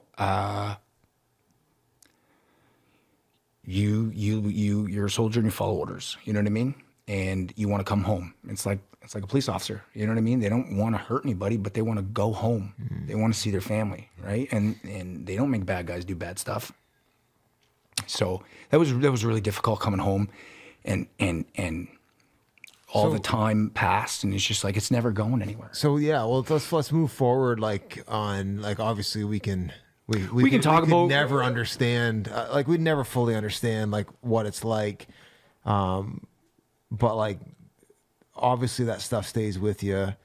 And you've alluded to, just the weight and the trauma of being in situations like that, life and death, losing brothers, even the disorienting nature of coming out of something like that and trying to get reinserted into civilian kind of. Well, and I hadn't even been overseas at that point. I had just got a piece of what the military was, and I'd already gone, I'm not them. Right. I can't be those people. Right. So, fast forward, 2008 was an extremely difficult tour. There was a lot of combat. Every time we left, we were in Fob Massamgar, which was in the Panjwai district, and it was you were in the thick of it. Every time you went out, they were either shooting at you. You had to worry about bombs blowing up, culverts, RPGs, mortar fire. It was a very, very difficult 7 months. You must just wear the stress of that, just constantly. They say stress is good for you, but there was times where it was I couldn't breathe. No doubt. I had to really just had to calm myself down and realize, okay, you still got 6 more months of this. You're in this. You're in this. You're not going home. That's not an option. And I've if anyone ever says to you they're not scared, they're lying. I don't care how tough you are. I don't care. I watched the Black Hawk Down documentary the other night, and one of the the Delta Force guy, which are arguably one of the hardest guys on the planet. And it was I was terrified, because it gets to a point where you're like, am I next? Yeah. Right. And then you come to terms with well, what does that mean? Yeah. Is it a common thing? I mean, I assume at some point, you've got to, not that it's easy or just a one and done, but you got to steel yourself to that. This is just, like you said, I'm here for 6 months. That's what's happening. Yeah. Are there guys who they actually are in worse shape when they get home? Because I could see going you just find a way to put one foot ahead of another for 6 months, and then you get home and then it all just crashes. Well, and that's the thing. So you get in a groove, right? You're all of a sudden you get there and it's shock and awe. It's like going through stages of grief. You're like, whoa, and then you're just okay with it. Yeah. And then it was and then you become to a point where you're almost complacent. There would be times where we would get rocketed, in our camp, stuff would be just blowing up, and you'd be like, didn't hit me, I'm going back to bed. Yeah. You know what I mean? You just didn't care. There would be times where we would get in full-blown firefights for a couple hours. You destroy the enemy and you move on, and you're like, man, you guys see the preview for the new Batman? Like, it's like that 2008 was Batman Begins. You were just like, this is going to be deadly. I mean, that was a good movie. It was a great movie, great series altogether. To be fair. If there was ever a movie to go, hey, did you see right? it? Yeah. So it was the guys would just be like, yeah, and you just started chatting, right? It was like It's The Office. you just gotta turn find yes, normalcy. it was The Office. You turn it on, turn it off, turn it on, turn it off. So take us to like let's move forward to like you did obviously like everything you've done in your military career, and there's I'm sure we're just scratching the surface of that. What happened post all of that? Like, get us into I think it's important we talk about. So the end of that tour, 9 days before I was coming home, we were doing our very last operation, and that's when I struck the IED. Okay, you hit one. I hit an IED, yeah. So you roll over it, And boom. And so on the front of my tank, I had mine rollers, which were traditionally designed to go into a minefield, and they would hit the mines, blow up, and come back down. Well, when it went off in between my tank and the roller, and it blew it off the tank. And these weigh 10 tons, 5 tons each. It took it and threw it 50 feet behind me and left that crater in the ground, and it blew the So although this is an improvised device, far more damaging than an actual like a properly built landmine. like orders of magnitude. Probably like 10 times, if not a bit more. Crazy. So they used ammonium nitrate, diesel, and fertilizer, and it made like this extremely explosive cocktail. And they would have these yellow jugs that they were used a lot. You see them over in the third world countries because UNICEF and stuff use them for water. And they would fill them with this. And then a lot of times they would use like a cooking pot or something. So as you drove over and it crushed and the two metals made contact that was touched to a battery and boom, right? They were very, very, and as the war went on, they got more crafty and they would use less metal. And they would use like a nail and 2 pieces of wood, or they would remote detonate. So you couldn't find it with a metal detector. No, exactly, right? So you guys run over this thing, it blows up. Boom. There goes your mine rollers. I'm the only one outside the vehicle. So everybody's inside of it. I'm backing us up. I'm leaning over the back of the vehicle, trying to keep us in the tracks, because you always stay in the same tracks that you've already proven to be safe. right. Unfortunately, this wasn't safe, and You were outside the vehicle. I was standing out knee high the vehicle, leaning over the back of the vehicle. So I took the blast to the whole side of my body. It blew my vest off me, and it lifted the whole vehicle up and threw me back and forth. And then I woke up in the bottom of the hatch, which is about a 6-foot fall, and just extremely disorientated and smoke everywhere and not really knowing what happened. From that, I broke my neck, herniated a bunch of discs in my back, had microfractures through my rib cage and stuff, and then developed post-traumatic stress disorder, a traumatic brain injury, and then from that comes all the other stuff. So like that injury, like they send you home, eh? Like that. No. So it was completely mismanaged. So we struck we were in the middle of nowhere. So we struck it. And I thought a lot of times when you hit an IED, there was an ambush that followed. So we were like, okay, we're going to get into a fight right now. Never happened. And I didn't even know what happened to me. I thought an RPG hit me. And I went down and just kind of like, and you could hear the radio chatter, and it was like out of a movie, just and smoke everywhere and like the chatter, but you couldn't hear it because your ears are just ringing. And it was just like, and then finally it just come like they do a really good job in the movies. You really accurate, do. You're like, whoa, okay. Like this sound, I've seen this scene like 4 or 5 times. Yeah. So, and then I just got on the radio and I'm like, because my commander was out, my gunner was out, my driver he was out conscious, and later on we found out his brain was bleeding. We all survived, thankfully. Wow. And then not 2 seconds later, the other vehicle in front of us struck an IED. Oh wow. They medevaced him, but they didn't medevac me. And it was because of, I don't know if it was because I was just like, I'm okay. You're just kind of moving. I was just like, I'm okay. And they're like, are you sure? And I'm like, I'm okay. You know what I mean? Like I was that guy that just, no, I'm fine. But I wasn't. Like shock. I was in shock. I was in shock. And I remember getting back in the vehicle and we repaired it. And it was still like, we got the track back on and we're like, okay, so the vehicle, okay, my call sign was 23 Bravo, and they were like, okay, we're going to put you in lead now because the other tanks, and then we're like, Right. We just ran over one. like we don't even know where we're at right now. Like to put us in lead and making decisions would have been like not okay. So thankfully, one of the officers stepped up and was like, are you kidding me? Did you not just see what happened to those guys? Like, no, I'll lead. So anyway, it ended up being a big fight over the radio and different people, but we should have been medevaced because I didn't know what happened to me. So we got back to the camp. And like I said, 9 days we're going home. So they're like, you guys are done. Your replacements are going to be in here, sir. They sent me up to the medics. They're like, okay, you're severely concussed because I was walking into walls, which I still do. Wow. So they're like, yeah, okay, cool. And then when you leave the theater of operations, you go through a meat grinder of doctors. And they're just like, hey, did you see anything? Did you done anything? Anything happened to you? You know, trying to get an idea so that when you go back, they can point you in the right direction. And I was like, yeah, okay, did this, got blown up, and okay, yeah, go to physio when you get home. And I was like, physio. Feels like it's a step ahead of physio. This is what you're describing. I was like, and here's the crazy thing. Sprained my ankle pretty bad. I didn't even know I broke my neck. Oh, wow. I didn't know I broke it until 8 years later. Oh, my goodness. So I got a broken vertebrae in my neck. And we leave the theater and we go to Greece and we do it was less than a week. It was like 6 days of decompression. Basically just get blackout drunk. So you don't go home and get blackout drunk with your family. Yeah. So you go and you're supposed to do meetings and nobody does them. Like I said, it's a complete just show, like bananas. Like, brutal. Oh yeah.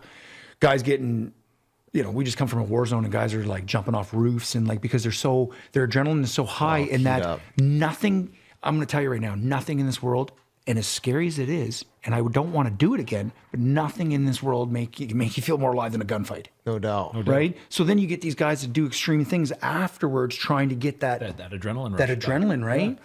So, and if you're doing that, like, it's one thing if you do a thing once that gives you that, but if you live in that adrenaline rush for months on end, like there's got to be like on a neural pathway level. You're so high for so long, and then you come down. Like you don't come down. Yeah, I'm still not down. My last deployment was in 2010, and I'm still burning hot. Right. I have to actively especially like as soon as you start talking about the politics, how fast I can, especially when it's something I believe in and it's passionate. Sure. And I'm just like, so yeah, injured, forever switched on. Yeah, it's hard. It's and I get burnout real fast when I burn at that level. So I try not to. Come back. My life started falling apart. I was engaged to a girl, totally self-destructed that. Within 3 months, we were broken up. But my career was doing great.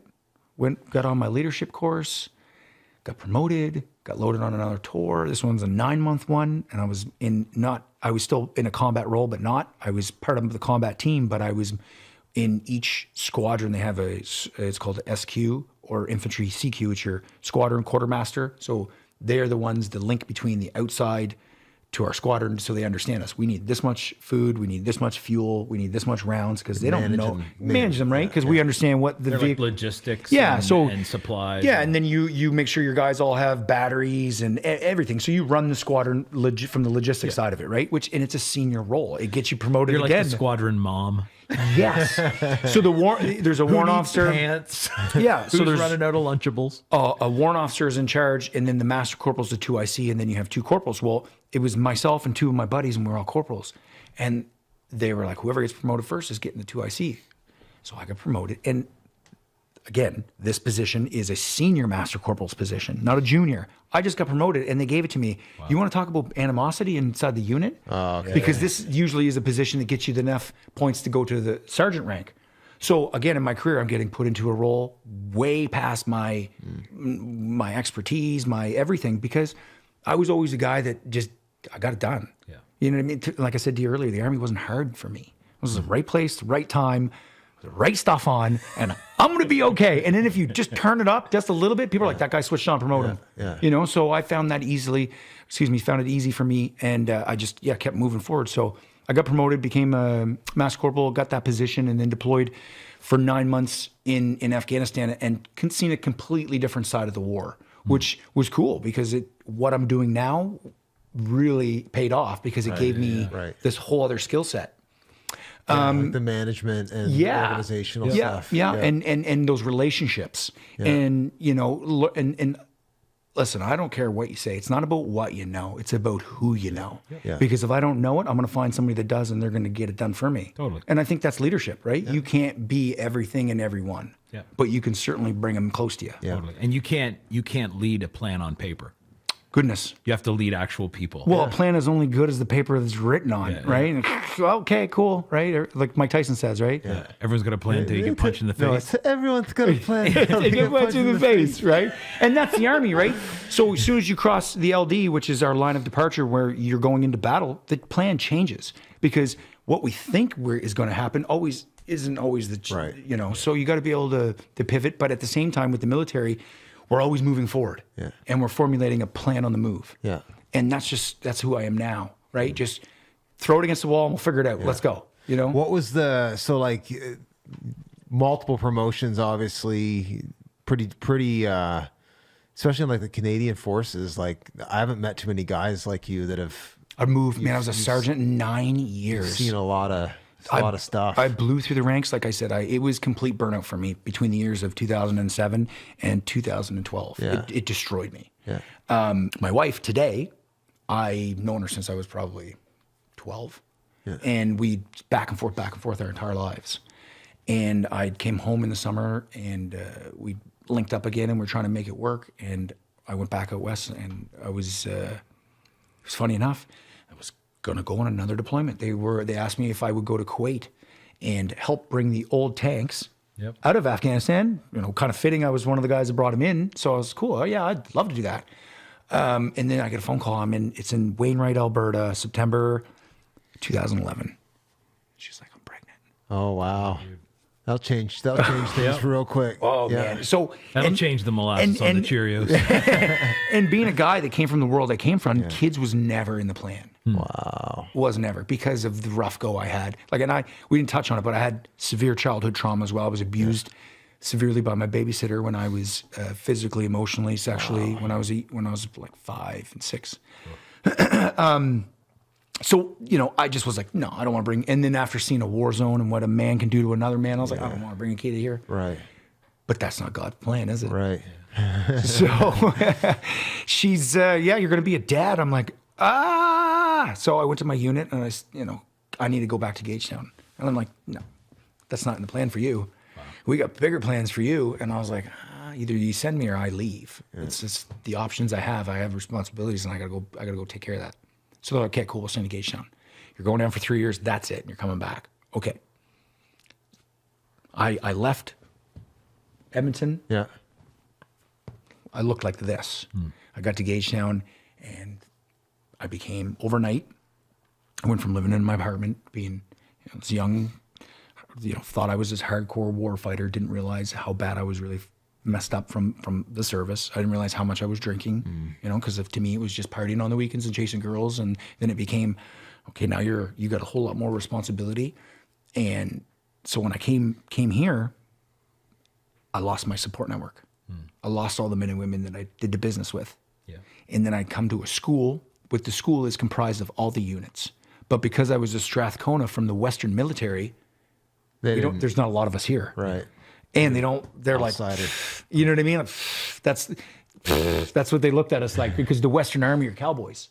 We're different. It's different, right? There's no French out there. It's like a different world. It's kind of, so when I came back, you have different people managing your career that not necessarily, they're not looking at you because they want you to be the best. They're looking at you like your competition.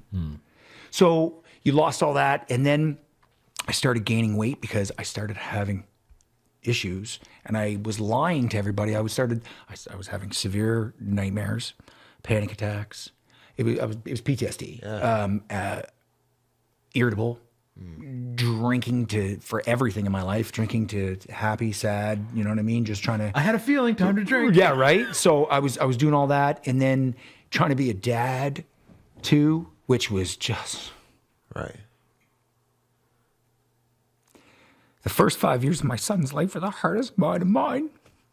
Wow. And I think about that every day.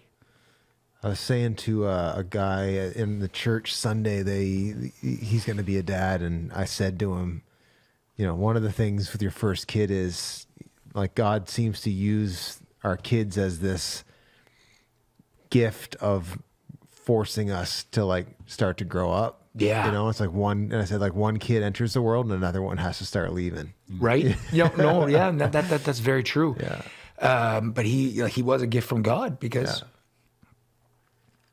I don't even know that I'd be here right now had I not had him. Yeah. And like, you know, your kid hugs you and it's just like, I love you, Dad. Yeah. You have no idea what you're doing for me. Yeah. Like, Yeah. I'm here. My whole life is like, okay, I got to be better for you, because I keep looking back at like, hey, my dad and what he did. And then, you know, I try not to blame him, because he was set up for failure in a time where we didn't really understand any of it. And I'm like, I became my dad without even knowing my dad. Right. Wow. And I'm like, Not going to do that. I can't do this. Yeah. So I got my papers to be medically discharged in, I think it was January 2015, or sorry, January 2016, set to be released October 16th. So up until then, I was struggling immensely with PTSD, but I was lying to everybody and telling them it was my neck and my back. So at this point, I had gained significant amount of weight because of the medication they had me on for PTSD. But I was parking my truck on one side of the base and walking to the mental health clinic so nobody would see my truck there. Wow. And then I would come back after the appointment and tell people like I was, you know, my neck, because just prior to this, I was doing treatment with PTSD, and I was doing, I don't know if I was getting better, but I was doing the stuff that they wanted me to do. And then I was in the training area and I hit a bump, and I had my helmet on and my MVGs, and you know, it was like 12 pounds worth of weight on top of your neck. And I was coming in the vehicle, my head went forward like this. And then all of a sudden my whole right arm pain like I've never had in my life. Wow. I was like, it was nerve burning. I couldn't even use it. So they brought me in, and they MRI'd me, and they're like, when did you break your neck? Brutal. Not to mention you broke your neck, your back is a mess. Yeah. And I was like, I got blown up in 08. And they're like, well, that makes sense. you know what I mean? There's your problem. Right. So then I think I'm going to diagnose with you with having been blown up. Right. So this was 8 years later. Wow. 8 years later, and I think it had to do with, you know, I was a young man. The injuries over the time, the drinking and the weight, and, you know, I was able to keep it together for a certain amount of time. And I was always like, oh, I'm in pain, but I just, you know, you're young and you keep going, or you get drunk. You know, that's what I did. Yeah. So and then when they tell you, you got to you know, it does something inside your mind. Right. The diagnosis, you become a victim. Right. Fast. Like, oh, woe me. And I went down hard, because now I'm physically broken. I'm fat. I'm mentally broken. And again, I was told you I was a fat kid. Yeah. So I'm back to being this. Wow. You remember that? Right. Yeah. And does that even bring back like some of the general unrelated but associated trauma of right, like, of the bullying, right, and just being the super insecure, right, and all this, just like I made myself into someone who was different, and I'm get away from all that, but now I'm back. Somehow I like came so I'm back here. Like, how did this happen to me? Yeah. So, and then the drinking, when they gave me that diagnosis, then the drinking got worse and worse, because then it was like, well, I'm not even like, what am I? And I basically was like, okay, this is Pat Gordon. You know, I accepted defeat for the first time in my life. I was like, I guess this is me now. Wow. And so where'd the shift come from? Like, what happened to get? So, because you're not there now. No. So in 20, you seem super sober. Yeah, very sober. Pretty good shape. Yeah. So I got medically discharged in 2016. No job, no place to be. Great. I just started drinking all the time. She'd go to work, and I would, by noon, I'd have a beer in my hand or doing something. And I just kept, the hatred for myself kept growing. And I just kept getting worse and worse and making more dumb mistakes and doing, not living for my family, not living to be a protector, not living to be a role model. I was just trying to stay alive because I hated myself so much. And then I started losing a little bit of weight. I started, okay, the drinking was still bad, but then I started, okay, I got this free time. I at least get to the gym, right? At least if I can accomplish that. And so I started going to the gym, and I was wearing sweatsuits, like the non-breathable ones with a sweatsuit over top of it, just trying to sweat out, just trying to get it out, right? And the medication that I was on was not helping. It was making me gain weight. So then I finally was like, I got to switch this. So they switched me from one to another, it was like, whoa, completely different. So then I was able to get some of the weight off, but I was still drinking. And then I said, 2017, it was September 2017, and we went out for my wife's birthday, and I'd been prescribed cannabis. I'd met a doctor, and he was like, I'd never used cannabis in my life. It was never a thing for me in the Army because it was like, that's a no-no, and I was a company man. Yeah. So then all of a sudden I have a doctor going, this is going to help you. And I'm like, no way. Okay, I'll try it. So I started trying to figure out how to use that, which was a whole Da Vinci Code in itself, right? Trying to understand the plant and the properties of it, and also not be high all the time, because that's not what I wanted. What's the difference? Right. I'm just trading one for another. So I started using that, and I found it. I responded really well to the sativa plant because it gave me energy. So I was like, it gave me the energy to get out of the house, gave me the confidence to be able to walk into the gym, and I got to a point where it was like I found one that was CBD and sativa, so it gave me energy and pain relief. So this is like a medication form, or like it's a plant. Okay, I got you. Yeah, but they make it into an oil. Yeah. Yes, they extract. You're not smoking this; you're taking it in oil form. Yeah, taking it in an oil form.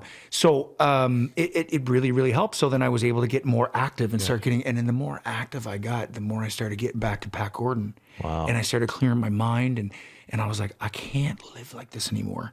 So back to it was September 2017. My wife and I went out for her birthday, and I was using the cannabis, and I mixed it with alcohol, and I blacked out.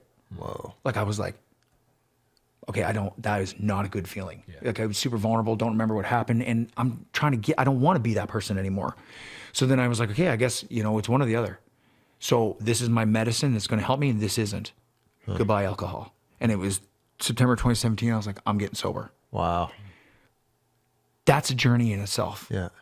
I always wanted to be sober because of my father, but I just didn't know how to be. And I thought the world was about drinking. Yeah. And anytime I met somebody who didn't drink, I was like, you're a loser. What's wrong with you? Yeah. You don't know how to have fun? You started like somewhere along the way leaning into, I know we're getting on in time here, but like leaning into your faith, getting your family at church, and like did you do that's like still AA or no, none of it. It was willpower. Yeah. I was like, I'm done with this. And then I fell off at Remembrance Day because I didn't know how to honor my brothers and sisters, and then at Christmas, and then it was fast forward. It was that summer 2018. I went out west and I went hiking, and we hiked a mountain, and I mean a mountain. And my friend that I was with was deploying to. Sorry, he wasn't. He was in Edmonton, and I was going to go see him. He was deploying to Mali in Africa. And I was like, I'm going to have a beer with him because, I don't know what will happen to him. And I don't know how to honor my friends without alcohol. Yeah. Well, we went on this hike, and I got on that mountain, man, and I got close to God.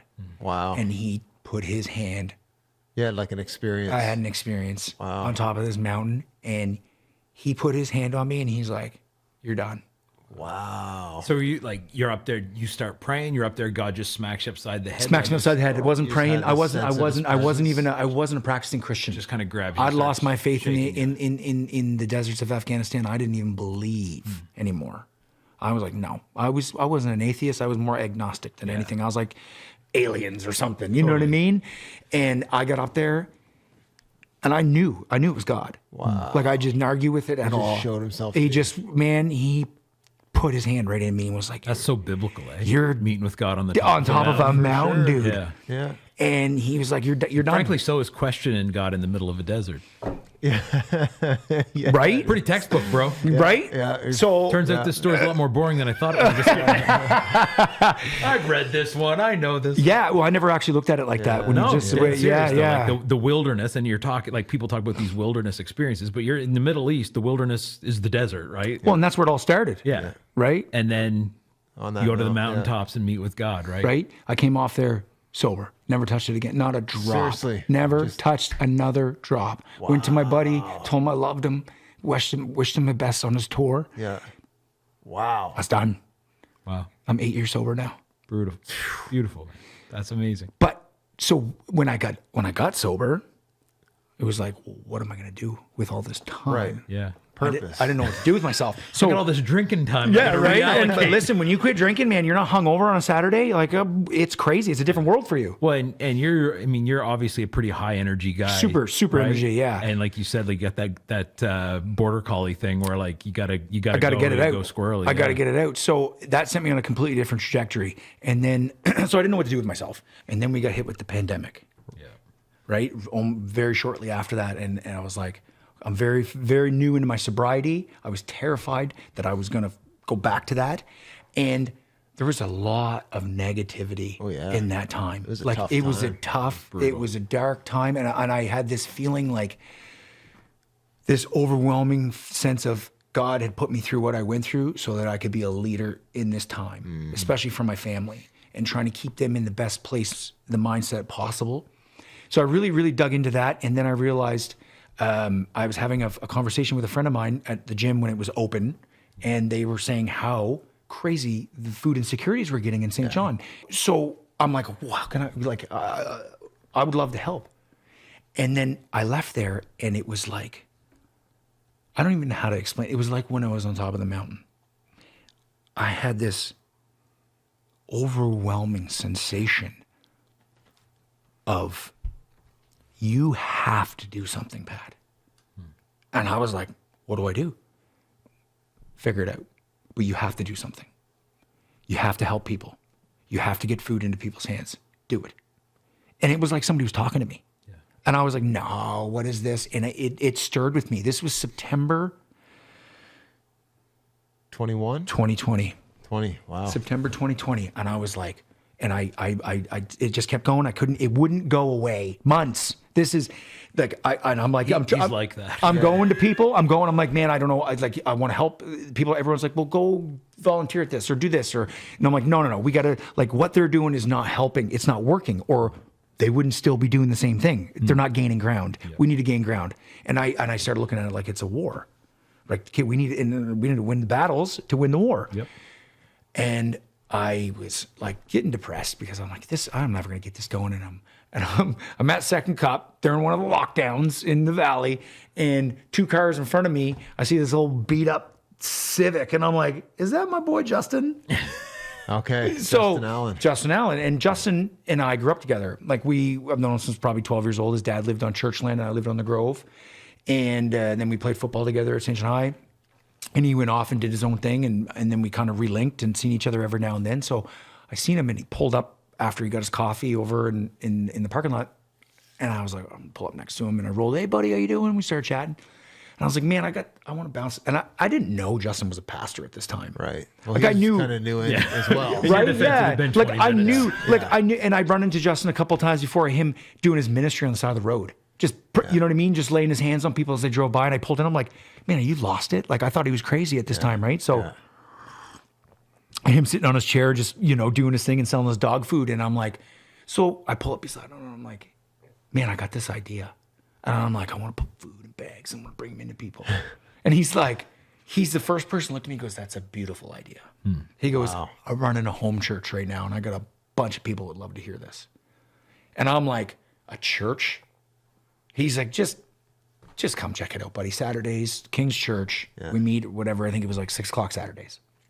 So I'm like, you know what I mean? Like, don't, no, man. Like, this isn't what you try to suck me into your cult. Will I, And so I'm like, all right, cool. I got nothing else on the go. Let's check it out. So I walked in those doors of this church.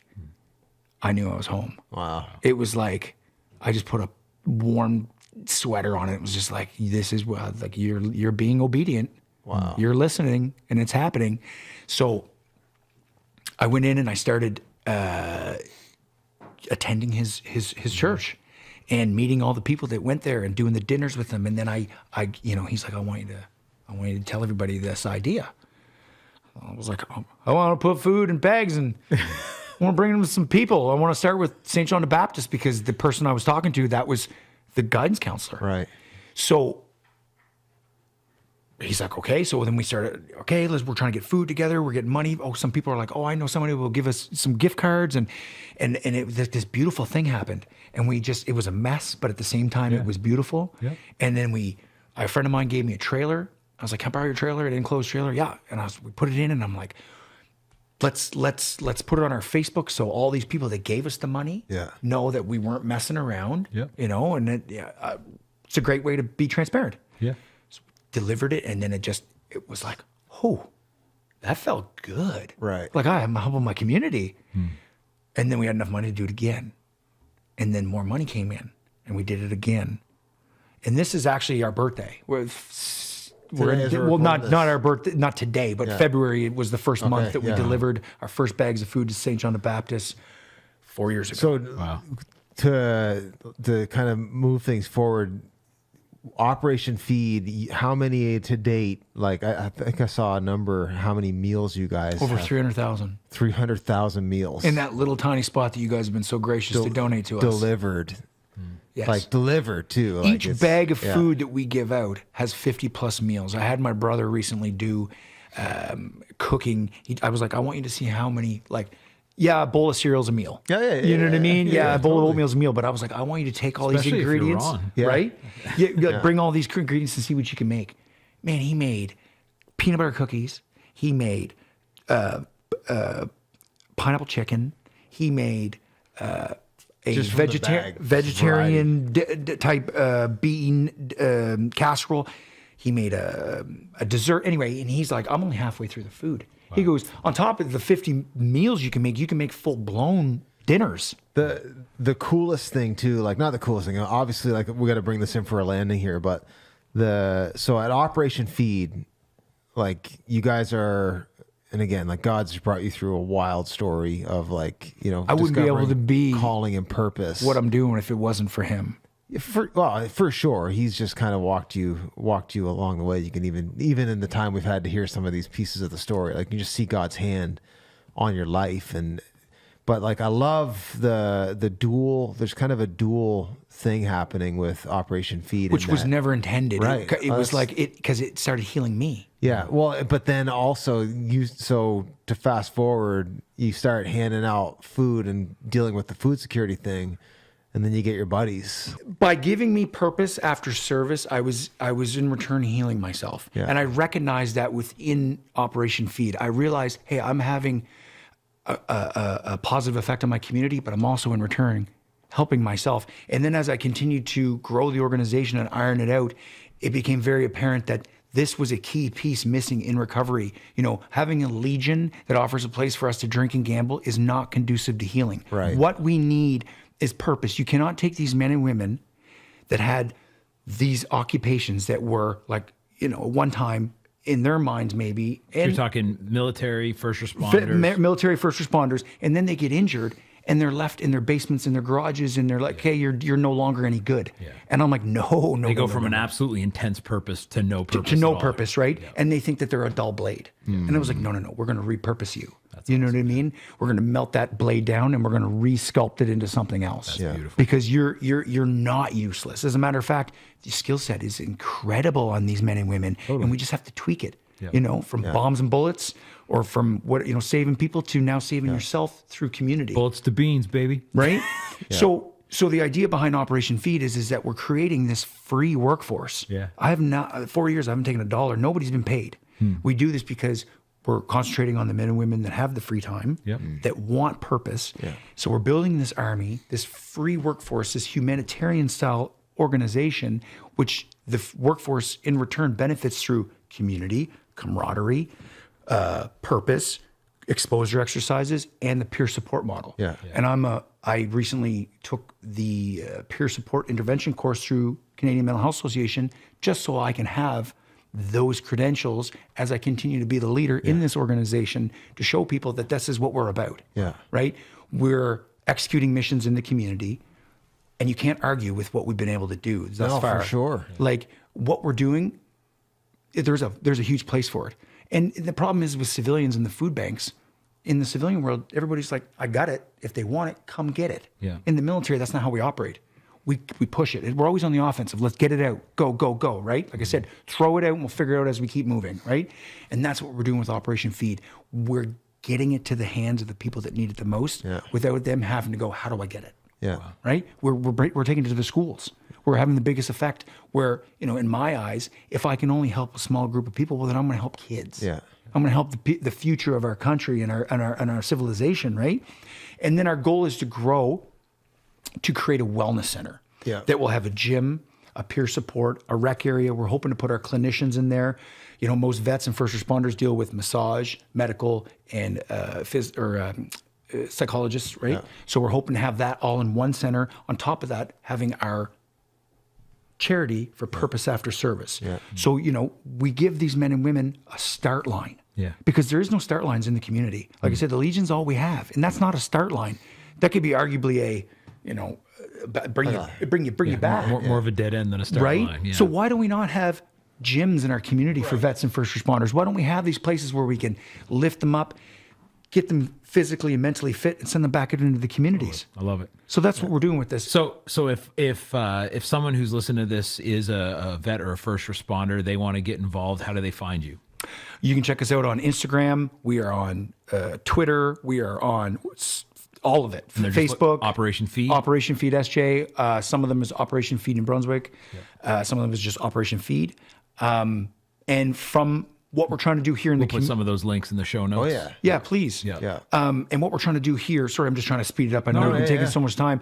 Once we nail it down here in St. John, my goal is to take it national. Beautiful. Yeah, he's got a very similar vision to King's in that, to launch, keep spreading locations, right? Yeah. All across over, Canada. We lost 158 soldiers in the Afghanistan war.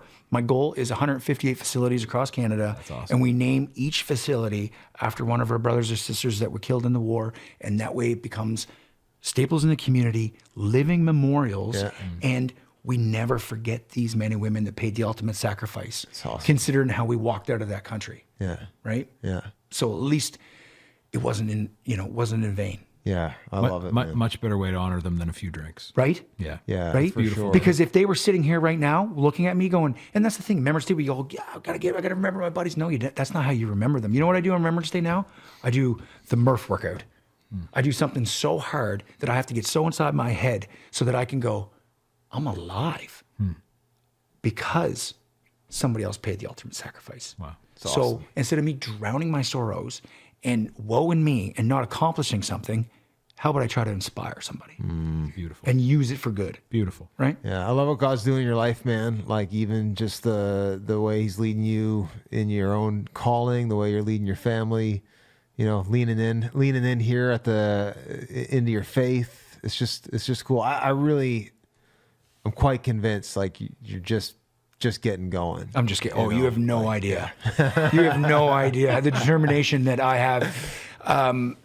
I lost my friend a few years ago, 2 years ago. Larry Lehman and I served together, and Larry was an amazing man. And he left the military after 23 years service and multiple deployments, and he was dead in 2 years. Wow. Because he didn't have purpose. Yeah. He never had a place that could hold him accountable and keep him with the same honor, duty, integrity that we had in the Canadian Armed Forces. Yeah. And I firmly believe if we had these in the communities across Canada, we would lose a lot more men and women, and we would be able to help rehabilitate them. And food's just the beginning. Yeah. Food's just the start. Once we nail that down, we're a humanitarian organization. We're going to get our hands into whatever we can get into in the community and continue to do good. It's beautiful. Yeah, man. Yeah. I appreciate what you're doing. And well, I appreciate you having me on here and allowing me to talk. Yeah. Well, I hope people check you out more online and see how they can get involved. So Operation Feed, it's in the show notes. Yeah, it is. So we always end on something lighthearted, really quick. We have this Mount Rushmore bust, and we do unofficial rankings. So Top fours. Top fours. So today, our Mount Rushmore that we need to rank are best superheroes. Oh, now are we going superheroes or just heroes in general? Do they have to have superpowers? Not necessarily. Just heroes like in action general. heroes. Yeah. I mean, yeah. Not heroes like Mr. Rogers really inspired me to be a good neighbor. Oh, Mr. Rogers. That's. I'm going Mr. Dress Up because I'm Canadian. Yeah, there you go. Let's go top four superheroes, Mount Rushmore edition. So we are doing superheroes. Yeah. Okay. Or do you have a better suggestion? No. I mean, heroes and superheroes are two different. Like Rambo is not a superhero. No. So if you're superheroes, you're talking Marvel, DC, people with powers. Yeah, let's go people with powers. Yeah, superpowers. Yeah. Can you go? I can, but now I have to have the constant existential question. I think if we go, does Batman count? Yeah, we'll keep Batman because he has no powers. He doesn't. He does have power. He's rich. He's rich. Oh, yeah, that's totally loaded. If you had that much money, all right, is a superpower. All right, I'm good. Yeah. All right. Who's going first? You go. Yeah, Wolverine. Oh yeah, I like that because he's Canadian. Spider-Man, Batman, and then primarily because I just love the outfit, Captain America. Yeah. Okay. I mean, he's a good hero. Yeah. And I guess very thematic for us, super soldier. But I just think he looks cool. I like that. And let's be honest, these are fictional characters, so it doesn't matter what they actually can do. As far as the Marvel universe, like Steve Rogers is definitely like he's the man. And I do like absolutely. that he is like. There's such a trend towards like the tortured hero or the anti-hero or the. I like that he's just like a really. He's just like. He's a good guy. Who does good stuff. Like he's totally. There's no like dark secret thing in his past or whatever. Yeah. Yeah. Plus he punched Nazis. That too. Right? Can you do He four? started off. You got four? I mean, it's hard to lead that because they're all just you can. There can be overlap. I mean, Superman is Superman, right? He's got all of it. He's got everything. He is the ultimate. He's the sure. ultimate, right? So you got Superman. Ah, man, Spider-Man. Like, because you just don't know, right? He's just this average guy, and all of a sudden you're like, oh, he's a superhero, right? So, and Spider-Man brings like the relatability. Like you could imagine yourself being that guy. I mean, I could be Spider-Man. You don't know. You are one camel spider bite away. I'm Batman. You give me more Punisher vibes if I'm being honest with you, bro. Punisher. There we go. There we go. He's my third. Yeah, Punisher. I forgot about him. There you go. He's great. Oh, yeah, but he's not even a hero. He's like an anti-hero. Totally. Yeah. Yeah. Yeah. Go ahead. All Let's right. see it. Well, you got a fourth one. That's three. Rushmore's it? 4. Wolverine. There you go. Punisher. I love like particularly the Frank Castle version of the guy from Shane from Walking Dead. Yeah. Oh, Yeah. he's doing a movie, eh? Barenthal. Is he? Whatever. He's doing a Bernthal, movie, and they're doing the Daredevil over, and he's in it. Oh yeah. So they're relaunching his character, Yeah. and then he's going to get his own movie. Yeah, he's so good. Oh, he's so in one of my favorite movies of all time, Fury. Dude. You're a Fury guy? You must be. You're a tank it's guy. my son's favorite movie, and I love watching it with him. Best job ever Brad had. Pitt's hair in that movie, dude. I'm like, tankers don't have hair like that. It's always just great. But honestly, it is one of the greatest depictions of what a tanker bet. is truly like. You're a family. I bet. Never seen it. I'll have to check it Oh, out. Oh, dude, please it is do. So good. I think it won the Academy Award for the best movie ever. I have a hard time got watching mine. movies. I just don't have Yeah. the attention span for it generally. Yeah. So Frank Castle or Punisher. I'm a sucker for Spider-Man. It's always been Hard to beat him. Batman for sure. I'm trying to think. I'm trying to pull something like really random. Let's go Iron Man. Yeah. I like. I will say I was never into Iron Man until RDJ started playing him, and that I'm just I'm a Yeah. sucker for banter. Yeah, yeah. And so like like my favorite thing about Iron Man is his ability to talk when not in costume. I'm gonna pull one back. I'm gonna pull Batman back. I'm gonna put in another black superhero, T'Challa. Oh, there you go. Black Panther. The Black Panther. He's pretty cool. He is cool. Yeah. He is cool. He does have all Score that one vibranium. for Wakanda. Yeah, Wakanda forever. So on that note, Wakanda forever. Yeah. And now, hey, thanks for tuning in, everybody. This has been cool, man. Thanks for Yeah, thank your you so much, story. Pat. It was I'm sorry it took so long. no, man, dude, that was- powerful stuff. It was cool to hear. Like just That's a lot of life to try to pack in. Yeah, It it's is, like yeah. scratching the surface. But Yeah. now there's only one thing left to do. We dance. We dance. There it is.